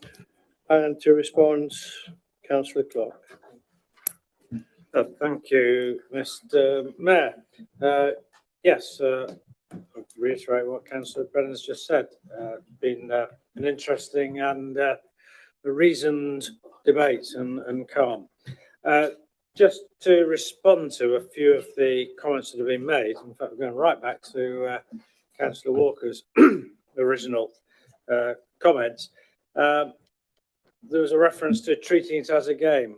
I absolutely do not treat this as a game. I think I made it quite clear when I started presenting this that it was very serious, and that the residents, I said it 4 times, the residents come first. So it ain't a game. She asked where my £8 million reference had come from. It's in the PwC report. It's part of the agenda pack. The evidence is there. I'm really surprised that she thinks there are an excessive amount of theatres in Nottingham, but there we go. They seem to be pretty well attended, and if they weren't, I'm sure they would close. So how there can be an excessive amount, I've absolutely no idea. Do nothing, as Councillor Brennan said, that's not an option. And if we did do nothing, government would do it to us anyway. Councillor Grocott, yeah, Rushcliffe versus the city, just look at the facts. Abolition of councils, yes, we know that. We know that that will happen, but with reference to local government boundaries, it's interesting. Yes, you have made reference to, and Councillor Gaunt also made reference to the boundary review that was mentioned, but the government also says quite clearly in their guidance that district council, the districts in their entirety will be the building blocks of this exercise. And if you then include the boundary review, that would come later, because boundary reviews will take probably 5 years. You may think, well, it's great, that delays this whole process, but it wouldn't, because the government would still impose it upon us and then do a boundary review. And the government has made it quite clear they won't intervene to fast track a boundary review. That will be left to them. The other Councillor Rex Walker, yes, interesting his comments, and I agree with him, because as I've said in other places, we are not here to make the civil servant's life easy. We are here to represent the residents' interest, and so I'm not bothered about what civil servants do in basement level 4 of Whitehall. It's what we want for the best for our residents here in Rushcliffe. Councillor Phillips talked about population. Shame it's not bigger. Yeah, sure. It will be getting bigger quite quickly, and that's why I think the government's guidance on 500,000 population is flawed, because populations will be increasing, and the sooner we can resolve this arrangement, the better. Councillor Jonathan Wheeler talked about a toll on the bridge. Well, that's interesting. Yeah, I mean, even maybe tariffs and Donald Trump, etc. Where are we? Oh, yes.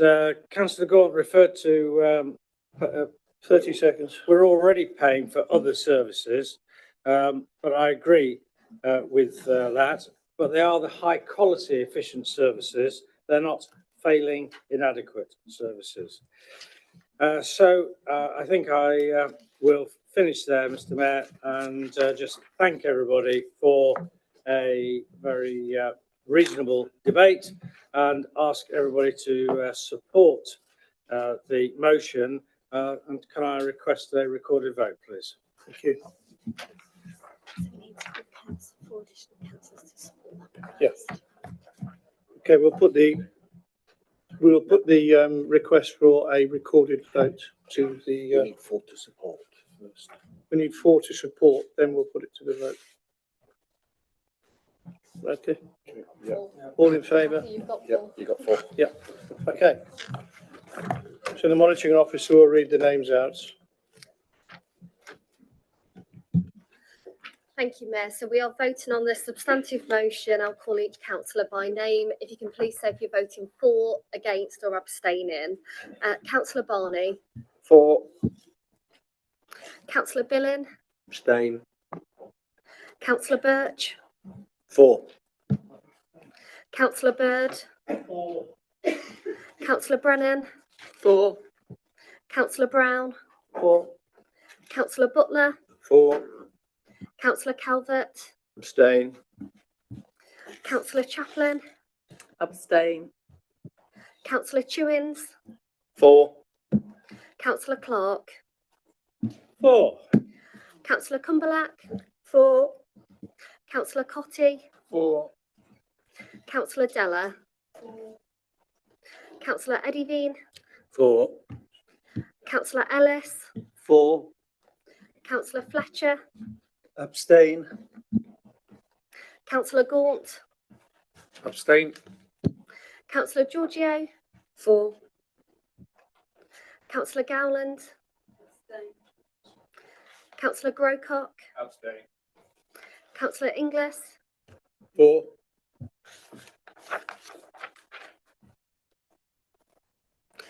Councillor Richard Mallender. Abstain and bring in PR to solve this silly problem. Councillor Sue Mallender. Abstain. Councillor Mason. For. Councillor Matthews. For. Councillor For. Councillor Parak. Councillor Phillips. For. Councillor Plant. Yes, Councillor Plant, sorry. Thank you. Councillor Plenter. Thank you. Councillor Regan. For. Councillor Sims. For. Councillor Solomon. For. Councillor Thomas. Against.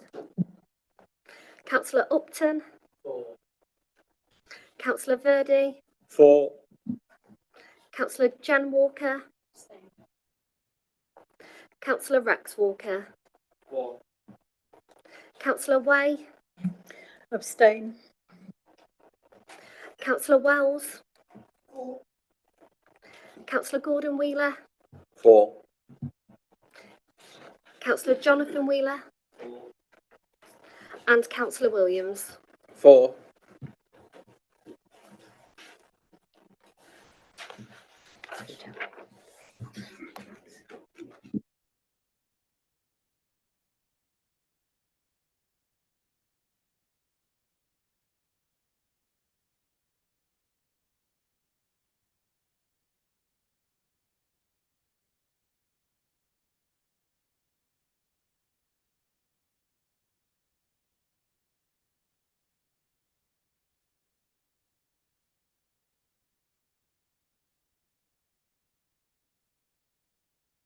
Okay, so we've got 34, 1 against and 30 abstentions, so the motion is carried. And I'd just like to thank everybody for their patience and good behaviour tonight. It's been nice to see. And have a very safe journey home. Thank you very much.